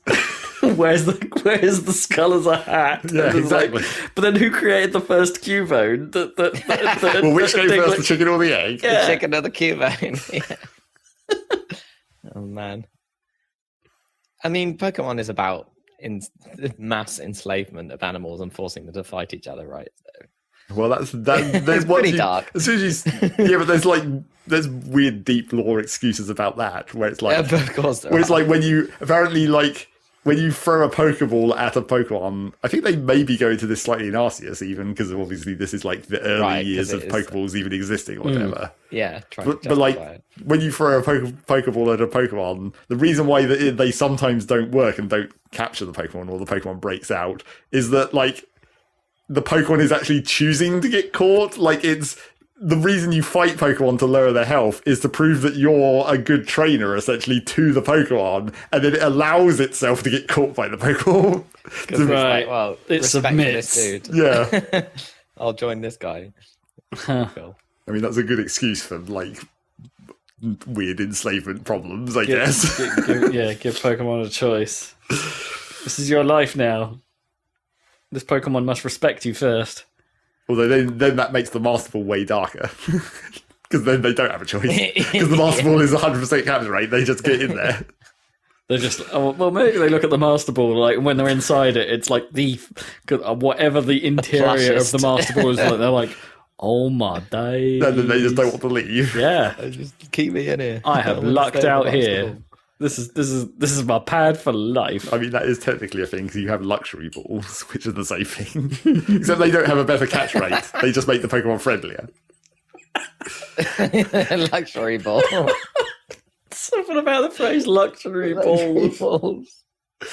Oh, it's like the minstrel pack you really want, but it's not that. I'd like a bag of luxury balls, please. So that's Pokemon. I did do a small amount of the post-game stuff, but not really much of it yet. There's like a whole separate like island on the map that you can go around. And is that where all the other Pokemon are? I don't actually know. Or does it do the thing where they just suddenly turn up? Yeah, I haven't worked that out yet because I remember. I feel like my memories are getting confused with Black and White, like the next game. But I remember that they do spread out into the world in general at some point. But in like these new areas, you do just find them wild in the grass. Yeah. But that's not obviously going to be enough of them. Or maybe it is, because like I don't know how many of the extra ones actually do show up in this game. Yeah. Like the Pokédex can include them all without them actually being available, because they would have just been transferred up from the other games. Is it like Gold and Silver, where suddenly you can go back to the entirety of the original game? Yeah, I don't think they've ever done that again. I think that was only Gold and Silver that's done that trick. For obvious reasons. So yeah, there's that. There's Pokemon. The other which Pokemon is this again? Which one is it? Is this XY? No, this is Diamond and Pearl. Diamond Pearl, right, yeah. The 4th generation. Yeah. I get a bit lost. Don't we all? Yep. There's been too many, which is their actual problem. So yeah, there was that, the general usual things that I've been playing. I guess it's vaguely surprising then that they're returning to something as mundane as Scarlet and Violet. Well, that was the problem. They ran out of colours, and then they ran out of logical letter options. Yeah, but then they did something different, like with Sword and Shield, right? They started to branch out, I suppose. I mean, kind of, I guess. They done Pokemon Alpha and Omega? I don't know. I mean, yeah, well, kind of. They used that. They used that when they remade Ruby and Sapphire. It's Alpha. They did. Is it yeah. Alpha Ruby and Omega Sapphire? Something like that. Oh, so they did use that. Okay. Yeah. Okay. They haven't done just A and B, have they? Well, obviously, because that'd be dumb. Like, it's a X and Y prequel. is better. It'll be Pokemon Alpha and Pokemon Beta. Yeah, but that's what Alpha and Omega are for. I'm going to play the Pokemon Beta. I'm going to be a beta tester on Pokemon Beta. That also makes it sound like radiation or something, though. Well, they don't have radioactive Pokemon yet. That was a fan game, Pokemon Uranium. Oh, okay. Was it?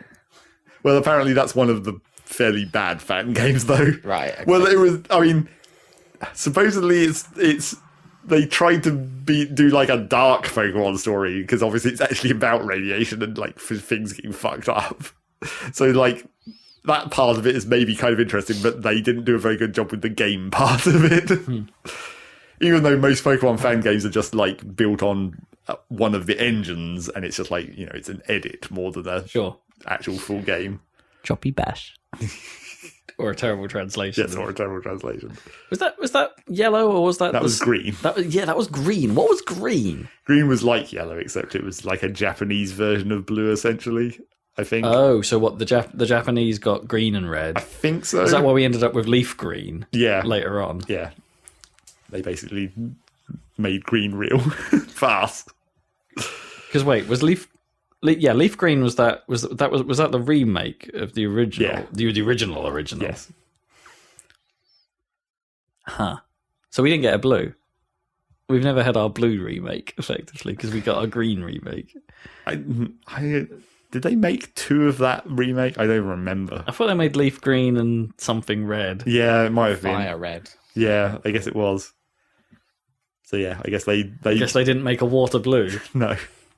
Green is functionally blue anyway. Unless you're playing that weird version of green where it like modified it so it was more about the bug Pokemon for some reason. Man, it must. Oh yeah, yeah. I vaguely remember that. It must have sucked, like in a weird, like because red and blue were weird anyway, right? Because if you had a GBC, a Game Boy Color, you have to the whole game was tinted blue or red. Oh, was it? Yeah. I remember having that game, obviously, and like holding down a combination of.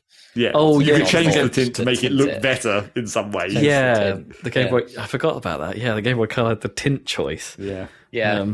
But the I guess that wasn't a Pokemon thing. That was just a system level thing. that for was a Game Boy system thing. games. Yeah, but I think the games might be able to do, like, if the game itself was Game Boy Color aware, it might have been able to let you, because they were like Red and Blue, for instance. They weren't Game Boy Color games, but they were No, they released weren't. with the Game Boy Color was a thing. Yeah. So they were Yeah. color aware.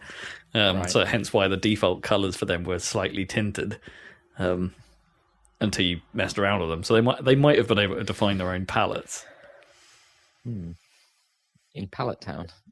Yeah, coincidentally. That was a weird. If you think about it, that's a weird name for a game that when it was originally black and white. You start in Pallet Town in this game that doesn't actually have any colours. Doesn't have a palette. Yeah. But all the cities are named after colours. Yeah, in that game, yes, they were. Which is why that made sense, because it's like Pallet Town is the one which is all of them, except it's a tiny village. The Pokemon music is generally quite underrated, I think. Like, especially It's fine. especially the Game Boy era music, though. What they managed to achieve Yeah, melodically on a Game Boy is quite impressive. And then there's the Pokemon cries. The exact opposite of that problem. Although it's kind of funny when I was looking when you're by Generation 4, with the Diamond and Pearl that I'm playing right now, because you've got 1 and 2 where it's like hella saw wave shit going on, obviously, Yes. and then but like it doesn't change much through Gold and Silver, and then Ruby and Sapphire it starts to get a bit more fancy. But then by the time you get to Diamond and Pearl, they're just like, fuck it. We've got all kinds of weird... Now we can actually make real sound effects, but it's just weird because they just make all kinds of weird noises. But I love that. Like, that's fine. They even today, don't they? Like, when they reference the original 150, there's a good chance it will sound a little like the original Game Boy. Yeah, they call. just basically keep the original thing and just like try and put other sound effects over it to make it sound more like a thing rather than just saw waves. It's kind of amazing that they've stuck with it for that long and not just like I'm always surprised that they didn't just lean into the cartoon approach. That would have sucked though. That would just be so annoying for a video game to have to put up with that constantly. No, I think it would be amazing. I find it kind of annoying in the modern Pokemon games where they allow the Pokemon cries to like play like as an ambient thing during battle. Like the Pokemon just constantly make noises at each other. Right. And it's just like that's kind of annoying in just that much. Yeah, I can see that could be annoying. But then like if they could be so much funnier if they were like Jigglypuff. Yes, but that's not how that would work, because also you would run into the exact same problem as the animations where they'd only have one. Yeah. You need to have quite a few variants. They'd have to be like Jigglypuff. I mean, technically Diamond and Pearl do have a variant, because they have it when when Pokemon faint, they use a pitched down version of the cry for the fainting. Which is sometimes weird, because some of the sound effects don't sound any different when they get pitched down just because of the sound waves. Oh, well, yeah, I guess if it's using noise rather than the noise part of the chip rather than the squares, then it's not going to sound any different. And also in some cases, like the pitched down version of the Pokemon cry is just the same as the evolved version's normal cry, because that's just how that used to work. Oh, yeah, of course. Right, yeah. Huh. There's that. There's Pokemon. Yep. Pretty much.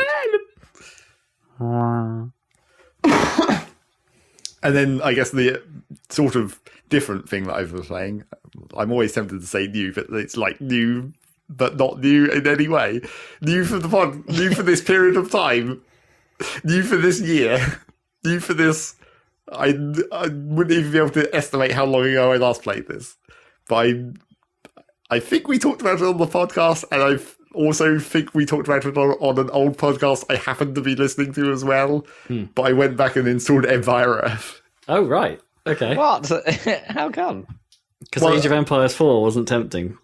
Well, I mean, I guess so. I think we did talk about it recently-ish on a podcast at some point for some reason. It did come up. And obviously, this old podcast I listened to, but also I've sort of just in my YouTube algorithms, I've been seeing a lot of like this one guy who does commentary over like Age of Empires 2 games, which is kind of interesting, even though I don't really know much about Age of Empires. Although I feel like I've learned quite a lot just watching this guy's videos. Right.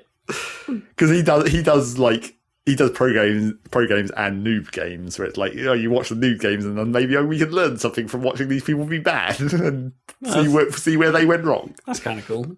So I've been watching some of that. So I was just like, well, I mean, I don't really have any of those games, but I do have Empire Earth, which is basically an Age of Empires game.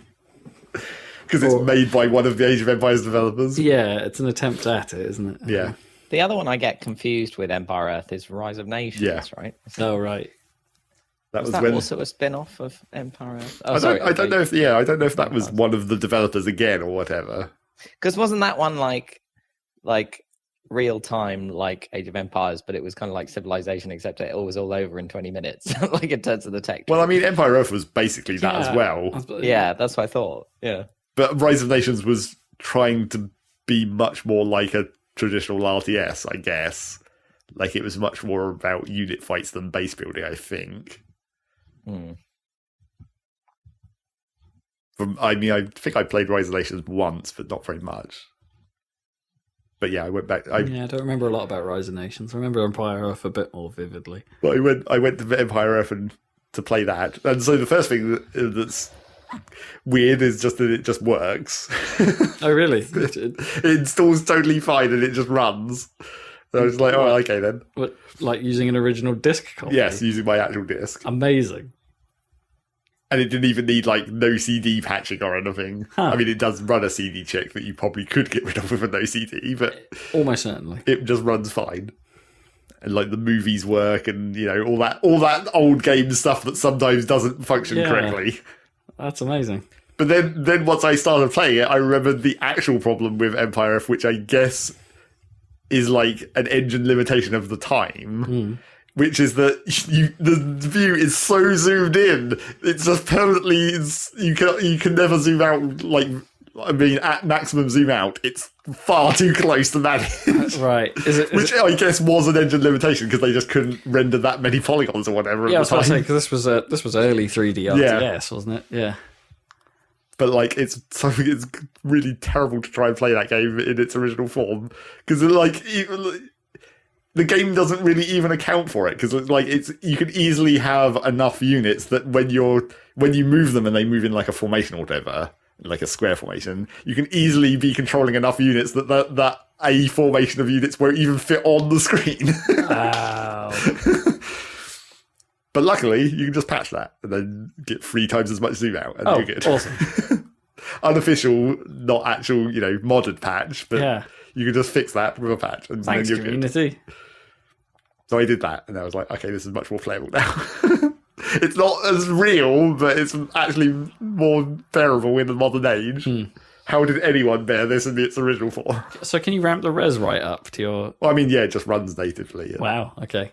I mean, that doesn't really help because it's so low polygon, obviously. Of course, but like having that zoom level like makes even more sense, right? If I was running it on, I don't know, a modern 1440p monitor like I've got here, like you want to be able to zoom out a little further to use your screen real estate, yo.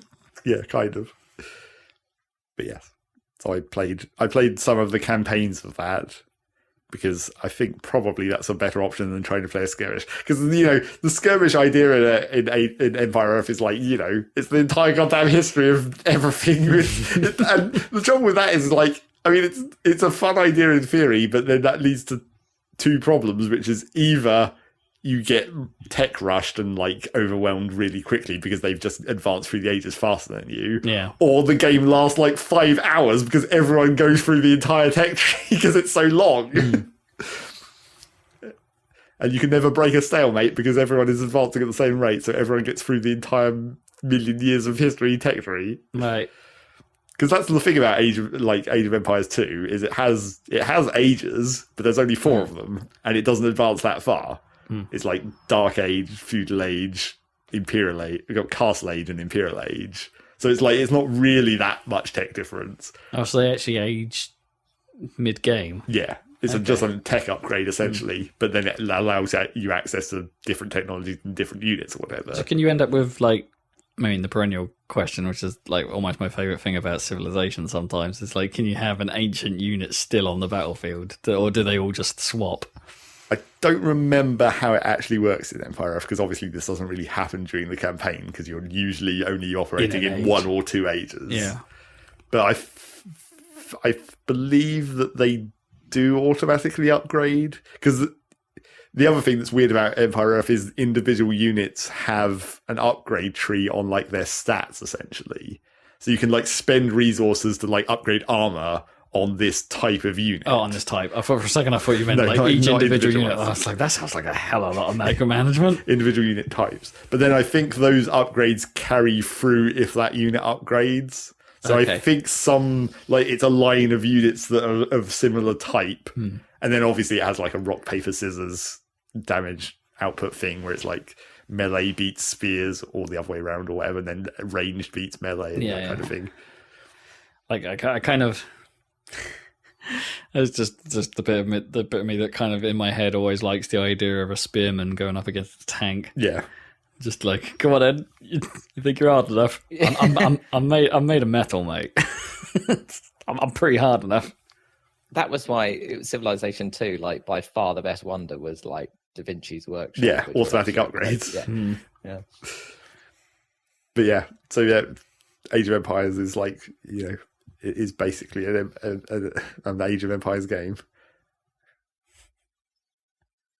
You have these... you can sort of feel that it was like, yes, this is clearly one of the developers from Age of Empires coming to make Empire Earth, because especially in the early game where it is those early ages that would be the ages of Age of Empires, it's like, oh yeah, this is pretty much the same progress, same unit tree, same buildings. Yeah, and to some degree the rock, paper, scissors is going to give you that anyway. Is always going to be that, yeah.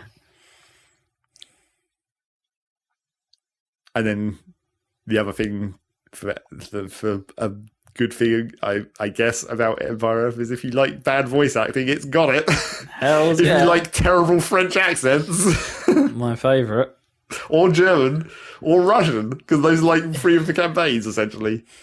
Yeah. I mean, the French is in the English campaign because they call it the English campaign, but it starts with like Norman conquest, so it's actually the French campaign technically. Right. Yeah. And then they turn into the English at some point. So get ready for bad French accents. I hope they planned to have a gradually diminishing French accent. Well, that's what I figured, but I don't think I got far enough in. I mean, it's like I am technically the English now, but I think we're still quite French at this point. Zut blimey.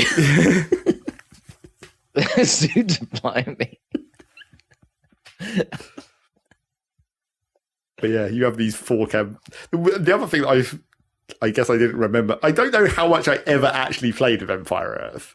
I'm not sure I've ever actually played past the English campaign, maybe. Because, like, the first campaign is the ancient Greeks. So, like, that's their whole thing. Up to, like, the sort of start of the... Well, not really the start of the Roman Empire. I guess sort of High Greece. Like, just before it all collapsed and that kind of area. And then the second campaign is the English/French. So you've got that around, 1066 age, I guess. And all that, yeah. And then the third campaign is, weirdly, it's a German campaign in World War II. So I'm not sure how that's going to turn out exactly. Not well. Yeah, you would assume. But you get the Red Baron and you get aircraft and that kind of stuff going on. And then the fourth campaign is the Russians, and it starts in 1990 and goes into the future ages. Not well. Yeah, also not well. Although apparently I did watch a little review of Empire Earth, which didn't really go into it much, but they did mention what the campaign is about. And apparently, so in the start of the campaign, it's like, I guess it doesn't exactly follow the fall of the Soviet era or whatever, but like you start off as the leader of Russia. But then when you die, you pass on your leadership to like an AI mech. And then it becomes the new leader of Russia. Amazing. So, I mean, that's kind of weird. And then the game turns into Riftbreaker. Yeah, I mean, pretty much. The future tech age of Empire Earth is all weird hackers and cybernetics and mechs. And China? Maybe, apart from Russia, apparently. China from Russia. From China, with vodka. Because that is the other slightly weird thing about the ages, is like, they are these weirdly national, like, what you would think of as being units of, like, Germany and Russia and Greece and Britain, but they're just, like, all strung together. So if you actually play through the skirmish game or whatever and you go through all the ages, it's like, oh, well, in these sort of Middle Ages period, I'm using longbows like the English would, and then suddenly it's, like, German tanks as you evolve into the modern age. They're not linked, there's no race stuff, or what, you know, whatever you call that, nationality. It's not like that. It's just a tech tree. Yeah. For some reason, that's sort of reminded me of the slightly uncomfortable, occasionally I should say, uncomfortable nature of the Japanese fondness for German World War II stuff. They love making anime girls into tanks. Girls into Panzer. That show was all right. But like, you know, like you could argue Valkyria Chronicles, right? Yeah, pretty like, much. Like you're sort of playing as the Germans. No, you're technically playing as Switzerland. Yeah, Switzerland-ish, France-ish, I guess. But they like their German imagery. I mean, the Germans are technically the bad guys, right, in Valkyria Chronicles. Those are more like Germans than anything else, with their giant spears. And I mean, that is both sides, but that tech is from that side, essentially. Yeah. But then your tank is called Edelweiss. I suppose Which it's is quite Swiss. That's Swiss, isn't it? Yeah, it sounds German, but I forget it's Swiss. Yeah, you're right. So yeah, that's Empire Earth. I think I've probably got as far through it as I ever have, being in the middle of the English campaign. I don't know if I'll continue to play it or not. Please play the problematic Russian campaign. Yeah, maybe I'll just skip ahead and try the start of it and see how it goes. Yeah.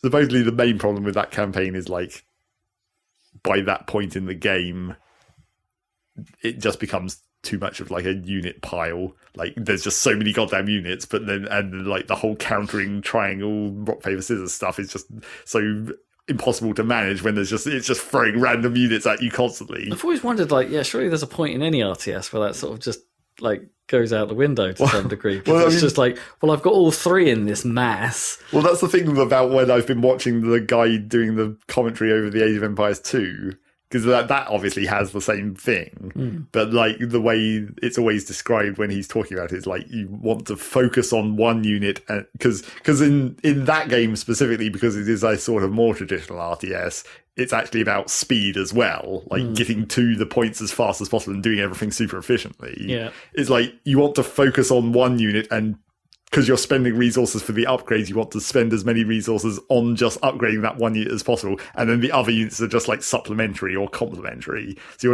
it's not, and then if you see someone attacking you with their army, which is likely going to be one unit, do you commit to making the exact counter, or do you try and only work on the one unit you were already upgrading? And that's like the choice.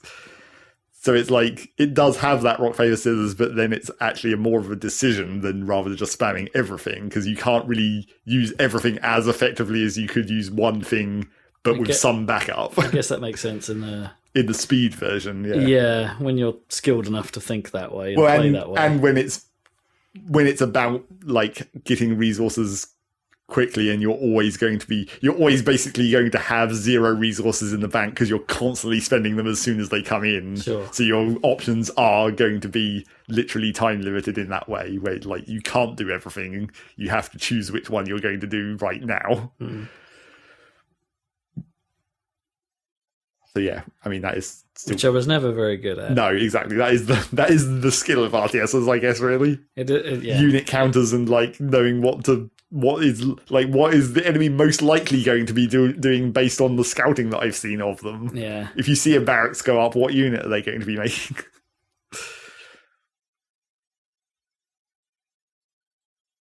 So yeah, that's Empire Earth. It was nice to just be able to install it and have it work. Yeah, that's nice. From an actual disc that I still have. That alone is quite surprising. It is a Sierra game, I guess. I feel like Sierra games more often than not have that kind of workingness, where it's just like they just do seem to work for a long time after they were released. Huh. I can't really remember the last time I fired up a Sierra game, in fairness. Not even the modern Sierra, whatever the hell they are. And there was another game. While I was looking for that disc, I was thinking about another game, and I don't think I actually picked up the other disc. Maybe I didn't see it. Tactics. No, there's no disc for that. That game doesn't exist. The impossible game. Pick up parts. Pick up parts. I'm sure I still have the installer for the demo of that. I kept that. It's still there. I don't think it'll ever run because it's impossible to get that fucking thing to... It was practically impossible to get that thing to run at the time. I managed to find some version of something of Tactics tonight somewhere. I haven't tried it, but I've got some copy. God knows what it is. I wish I still had Tank Racer. Yeah, what happened to that?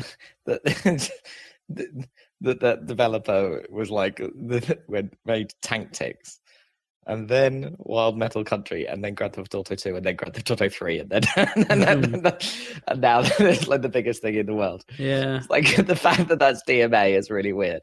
Well, I mean, you got Lemmings. I mean, yeah, I suppose, but Lemmings was really successful. It does make you wonder how. Like, I guess I don't know the lineage well enough. Like, how much of original DNA was about when they. DMA, sorry, when they started making that era of games. Yeah, because at that point, Lemmings is old already. Right? Yes, yeah, that's true. Lemmings is old. Don't forget Lemmings Paintball. Lemmings Paintball, another game that I wish I could play again, and I'm not sure I do actually have the installers for any longer. And also, it was practically impossible to get it to run. Yeah, I think that was the problem. I think that had compatibility issues. Because obviously that had a weird ass engine, if you can call it an engine. Well, it was sort of pre-DirectX, but sort of a Windowsy game. So yeah, whatever tech it was, it might be based on like old Direct Draw. Yeah, right? I think it might probably. Which was the reason why Worms 2 doesn't work properly anymore. Yeah, because you can't run Worms 2 because Direct Draw got dropped, or was it Direct 2D or something like one that? Of those. Yeah. Some old DirectX tech got dropped. It's like I'm missing all these discs of games that I want to play, like Tank Racer and all that stuff. But then, like, for some reason, I still have the disc for like E-Racer. E-Racer, man. And I'm like, why do I even have this? I didn't even play this at the time, really. I mean, I did for a while. No, you think you lent it to me, and I played it a bunch. Yeah, I mean, I played it a bit. I quite like E-Racer. Not with like the real purpose of E-Racer, because it was meant to be like an online racer. An online competitive thing. Yeah, an early online racer. Yeah. Hence the E. Because that was how you signified online back in the day. E electronic racer. I remember the music actually, like the menu music literally just had like a creepy whispering E-Racer. Yeah, sure did. I think I still have the disc for Clusterball, obviously. Well, and I did see my disc for Hostile Waters, and I was like, oh yeah, fucking Hostile Waters. Hostile Waters, man. Make a video series on that one day. Well, didn't we? Oh yeah, I thought we did. I made videos that on my personal YouTube. Oh right, yeah. They have 9,000 views, which is way higher than anything on our actual YouTube channel. But that's also because they're ancient. Don't tell the listeners that. They're from the old. They're from the old days of YouTube, before actual channels were a thing. Yeah, when it was all personal. Are we going to do a Hostile Waters series then? Yeah, I'm sure. I mean, maybe we could one day. That's a lot of shooting freaking missiles and waiting for them to reload. Well, I don't know. Just out of range of things. I mean, it's possible that with modern skills, we might actually be able to get through that faster. Oh, you speed run it. Yeah, we might do things slightly more efficiently and more smartly. Charge. And less turtley. Because that was the actual reason the Hostile Waters took us forever, because we turtled it, which is you don't have to. You don't have to, no, but the mechanics were really quite friendly towards the turtling playstyle. Yeah. Generally. What happened to that? Aren't they remaking Carrier Command? What's going on? Oh yeah, well, I mean, they've already released Carrier Command 2 or whatever. Who is that? It's one of the developers that I know, right? Is it Frontier, right? It's the Planet Coaster. Really? I think so. Huh. They're busy. Because I kept seeing posts about that, but I never got round to trying a demo or anything. I mean, I think people didn't really like it that much, which, I mean, that's fairly obvious. Oh, okay. No one's ever going to recapture that gameplay because it's not a modern gameplay style. Yeah. It just doesn't work. It's like Hostile Wars would have been better if it had, more functional AI. Sure. But that's just how it was back then. Because basically, wasn't our approach to that basically to just like solo everything, like never let the AI defend, and we'll do everything else. Yeah, pretty much. Because the trouble with the AI in Hostile Wars is that, like, they had no self-preservation. Right. And unless you tell them, like, if you tell them to stand ground, like, and stop, they just stop. But if you don't tell them to stand ground, they'll fucking chase anything anywhere all over the map directly into fortifications and just die. So it's like, you basically didn't ever use the most you could do is use the follow command to make them follow you. So they'd just become like more guns for you. Can you sort of do that in a lot of old like RTS style games? Really, sort of kite enemies out with like. I'm sort of thinking maybe that might have been a Command and Conquer thing, right? They were just like, we've got someone, we're attacking them, and they just sort of followed you. Well, yeah, sure, that kind of old school AI tech. Actually, I guess that's one thing that Empire F does quite well. Is like you have like stance or whatever where you can change how aggressive they are, and then like one of them is like guard, and that actually sort of works like you'd expect. Like if anything starts attacking them or comes near enough, they'll go and attack it, but then they don't run away from the general vicinity that they're in. They won't chase it forever if it tries to escape, which is actually nice. And like attack move actually works properly in Empire F as well. Nice. Like when you set that up, they'll attack anything that they meet along the way, but they will always eventually end up where you're telling them to go. Right. That's cool. Stop and have a fight, but then carry on. Yeah. So yeah, I was definitely, as soon as I dug into that box of old discs, I was like, maybe I need to try some more of these out. It's been a while, but I doubt most of them will work. At least not nearly as easily as this one. That's more or less all I did. Not a whole ton of anything, really. I didn't even play Empire Earth that much. It was actually quite a quiet week in terms of time spent on anything. Yeah, likewise. I've had a relatively... Which is why I've been talking for this whole time and no one else has. Yeah. Because Rob has only played like one thing again. Yeah. And it's a continuation of one thing. What's that been then? I mean, our crossover, we've obviously played a bit more Hyrule. Yeah. I don't think there's much to say from last time. I think we mentioned the king last time, did we? No. Well, no. We also didn't actually mention Koga last time. We totally forgot that we did that whole mission. We mentioned we did the mission, but we didn't mention that Koga turns up at the end. And we just get him. Because it's really abrupt. Who's Koga? Koga what? What? I've lost the plot. What? Master Koga of the Koga clan. Not Coca. For some reason I was like, a can of Coke turns up. Oh yeah, Koga. Yeah, he's totally playable. He's just sort of just I mean, it's really weird. Yeah, he kind of just turns up. Yeah, like, he just literally just turns up and is like bows to Zelda, and then he's just the character you have.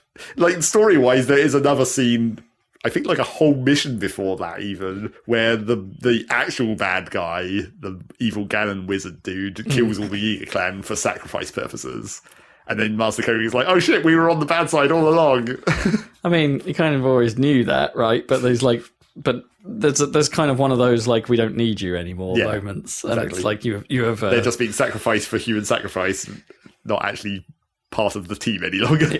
You have exceeded your usefulness, or but then other way around. But then he does just literally just turn up in like a completely separate, like it fades to black after whatever the cutscene at the end of this mission is, and then it's just like basically a picture of Koga kneeling in front of Zelda, and then that's all they say about it. Well, it's a bit weird, isn't it? Yeah, because like he's disguised as a standard Hylian trooper, and they're walking off, and Zelda's like, "So what did you want to say?" And then he does a massive jump onto a cliff, and there's like, "Ha! I'm not who you thought I am," and then just comes back down and bows. Yeah, exactly. And then it's like, there you go, you have Koga. But he's kind of fun. He's all right. He's very weird. He's as you would expect. He's quite strange. And the move where he punches himself is a little weird. Like a ghost version of him appears and then punches himself with it, and then there's it creates a shockwave for some reason. Yeah, and then there's an extension of that where they get into like a cartoon ball of smoke, and he has like a fight with himself, which is weird. But his whole thing is like he has a stress meter, so as he fights, he gets stressed, and it's like if you're not careful, the stress gets too much and he plants himself in the ground like an ostrich and has, as the game describes, a pathetic tantrum, which is kind of funny. But you can dispel your stress in the form of a glowy eye laser. Because why not? And then obviously the king, as we had always predicted. Yeah.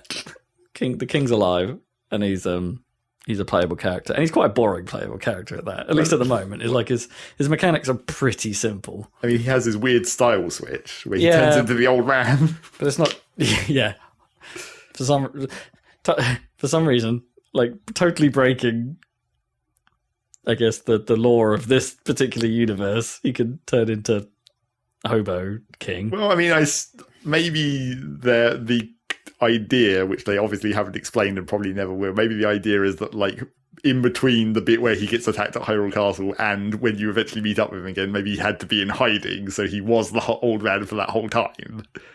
I mean, maybe. Maybe, but he turns up in this like full regal dress and he can switch between it at will, and his regal dress is huge. It's yeah. But he plays quite simply. Yes. Well, it seems like it. I haven't played him yet because we've only had him for one mission. Yeah. But it does seem like we're probably out of characters now, judging by the character screen. Maybe, yeah. We've reached a nice little like limit in how that grid looks. We did say that last time we reached the end of the line, but and then we got a whole load more. Now we're looking at this point in the game where it's like it can't be much more. No, well, I mean, there can't be much more characters. There can be much more missions. Our completion rate's about 70% now, yeah, we're getting there. Yeah. Oh, and then we'll just have to buy the DLC. Oh my gosh. God. So there's that. And we played a bit of League. Nothing really to say there. Those goal explosions for the end of season kind of suck. Yep. So that's a shame. Well, I think they've patched the Batman goal explosion that was deafeningly loud. I think they fixed that now. Oh, I had no problem with that. That was fine. I know, it was funny, but it was kind of annoying. No, it was perfect. It was exactly how it should be. We played some Derg. Yeah, we played a bit of Derg. It was a free weekend, so he got Kippers back in for a couple of missions. Yeah, I don't know if you got an impression on what he felt about it. Like, can we get him back in? He's always been nominally enthusiastic, which is like not that's never enough for Kippers. He has to be super in to actually give in. I mean, it was nice to because the dynamic is different with more players. Yeah, and it was nice. Even though I seem to have to keep picking you guys up. I know we had some really stupid deaths, but like I don't know, like I found it really awkward that when we were playing because it just seemed to be like I'm alive. Oh god, I'm suddenly very dead. How did that happen? Well, I think it's because we still forget that when you get revived, you get no health. Yeah, maybe. You really need to just as soon as you get revived, go and find some health. Yeah. Potentially, because otherwise you have no hits and just shields. But also, obviously, free players scales up the difficulty more as well. Yeah, it might have been that. It might have just been slightly unexpected. I backed that Deep Rock board game in the end. So they are planning on delivering in December currently, as far as Kickstarter plans go. That thing looks cool. I ended up watching some playthrough videos and be like, how does this actually work? Oh, okay. No, that's actually kind of neat. And it's it met, I think, all of its stretch goals in the end, so it'll be even bigger. Yeah, that thing looks cool. Looking forward to that, but we've got a long wait till that turns up. Get you in the hood to play, Dan. Christmas time is the right time for board games, I guess. Yeah. Yeah. It's co-op, so that'll be kind of cool, I think. Sure. Although I reckon you could come up with some house rules to make, like, if you like, it's 4 players co-op, like up to 4 player co-op. But I reckon you could come up with some house rules to add a 5th player to play as the swarm. Sure. It's like the game gives you like some like here's what the creatures do on their turn. I mean, that's kind just of like kind of rules. in Dungeons and Dragons, right? That's what I did. Kinda, yeah, but they're very like fixed rules. It's Sure. like the characters must do this, but like you could hive mind it up a little bit and give them a bit of smarts, like so they don't have to move in a straight line straight towards you and things like that. You could mess with it a little bit, potentially add a fifth player. But yeah, that thing looks pretty cool. I'm kind of excited for when that turns up. Many months away. Sick. I played because I really needed to. I went and played some more Fast RMX, as I do every now and then. I mean, you've continued to. Yep, I had. Yeah, I had a moment where I needed the Switch and to play some games away from home, and so I played some Fast RMX because it's rad, and it continues to be rad. And every time I play it, I'm sort of still kind of like this is so cool. Why are there not more games like this? Like, it really annoys me that there aren't more games like this.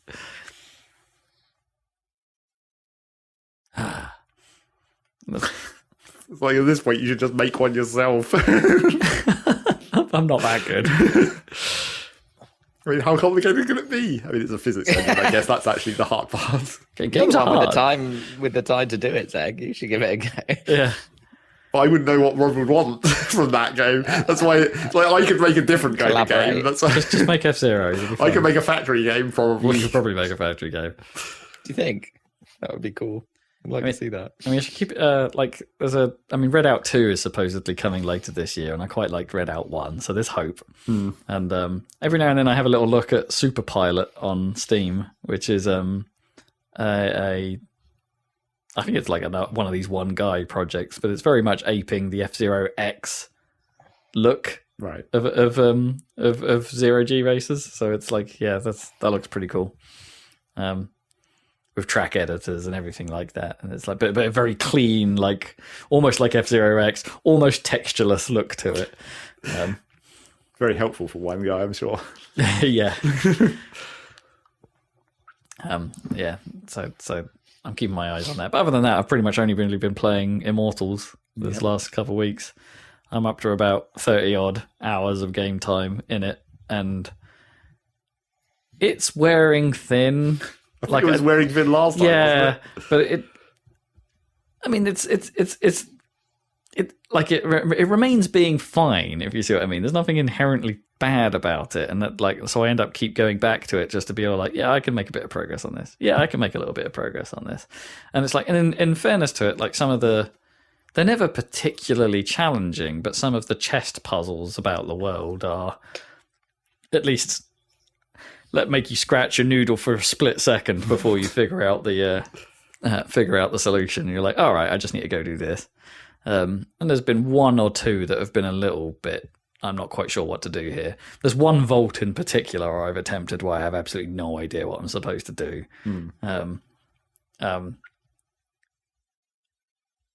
So that's kind of okay. Like, I think the problem that its biggest problem is its lack of inventiveness, and that shouldn't be a surprise from my previous comments on it, I guess. Like, it's borrowing from Breath of the Wild in structure, but it is not borrowing enough in terms of ingenuity. Yeah, like, well, so I mean, that's hard to borrow. Ingenuity, exactly. Yeah, or innovation. So it's like it's not really throwing new ideas at me now. Like when I go to challenges, they're just more awkward challenges as opposed to being new and interesting challenges. It's like there's not those moments where you turn a corner in Breath of the Wild and go, what the hell is that? And then you have a look at it and it is something surprisingly cool. It's like, it's just not that. You'll turn around the corner and you'll see, what the hell is that? Oh, it's another block puzzle. Oh, it's another, I need to guide this arrow through the fire to light a thing puzzle. It's like I think I've seen everything this game does, and it's just going to be arranging them slightly differently. From now on. Yeah. Which, and so, like, I think the one thing that I haven't encountered too much, but I know exists, because of, and I'll come back to why I know that exists. But anyway, there's these things. Occasionally, you get vaults and challenges that are I guess I'd call them traversal based, because some of your powers that you have can either like charge you forwards in a straight line, or one of them can send you up in the air at the cost of stamina. So they become like traversal challenges. Okay, fly through here, dodge this thing, use your powers, but keep your stamina in check to make it across this gap, yada, yada, yada. And those are kind of fine. But the problem is like that. Like, I guess because you could stumble upon the vault with you not having enough stamina or not having the ability quite right. I suppose it might be possible for you to not achieve those. The game is reasonably good at like warning you at times where it's like, oh, you don't have the power to be able to do this. You get into the vault and then it go for a loading pause, which would probably suck if you weren't on Series X. And then you'd get there and then it goes, no, you probably can't do this yet. And then you can exit back out and then go for a loading pause to get back to the open world. And it's like, it might have been nice to tell me that up front before I jumped in the hole, but all right. But yeah, those, I think the game like weirdly seems to like go more towards those as it knows you as a player are leveling up, so you'll have those abilities. Because the puzzles are just getting, frankly, effing annoying. Like, just like not interesting annoying, just awkward to pull off annoying. To the point where there's been a couple of them. I now have a power at least where I can spawn a copy of myself and it counts as a light object. So I can put that on some switches and basically bypass the puzzle.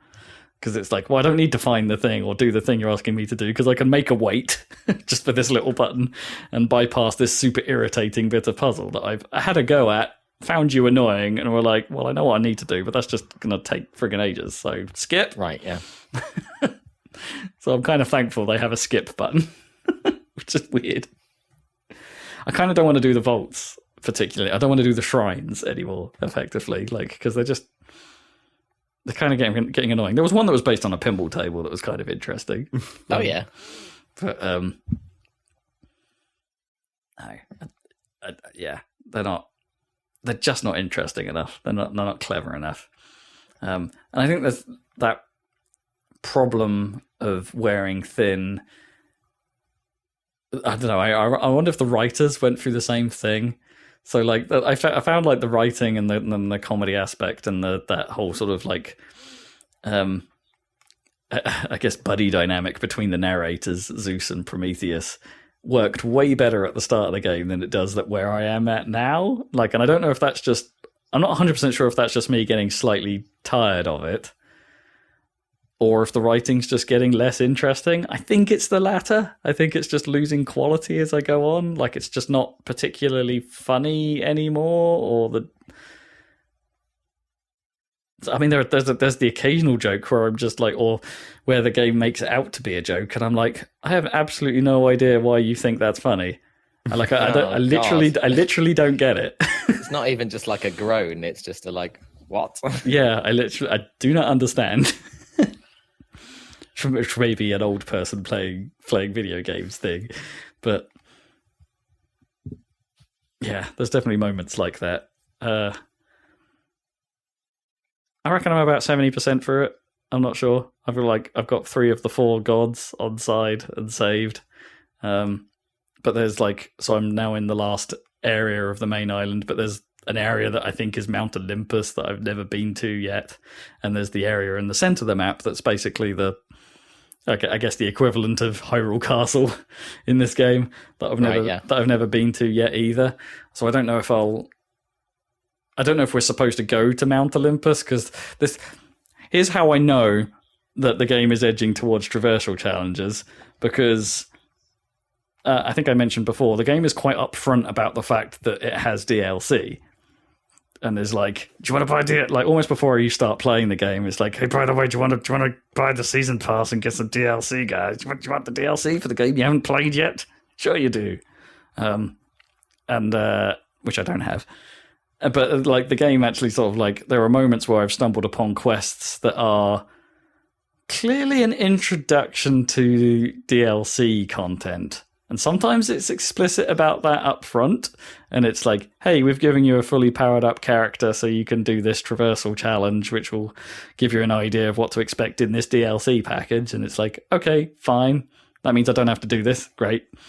And And there are other times where you do a mission that is just like advertised as a side quest in the game, and then at the end of it, you can go, you can expect more of this from the Gods of the East DLC to carry on this line. And I'm like, ugh. So what you're telling me is I didn't need to do that.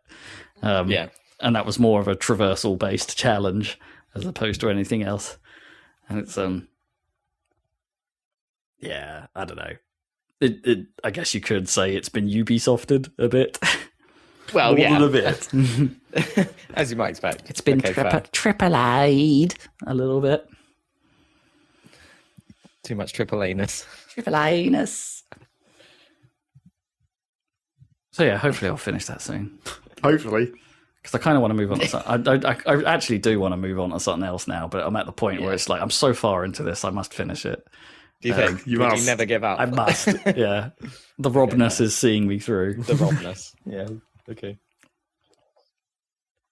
Rob's time fucker. Rob goes time fucker.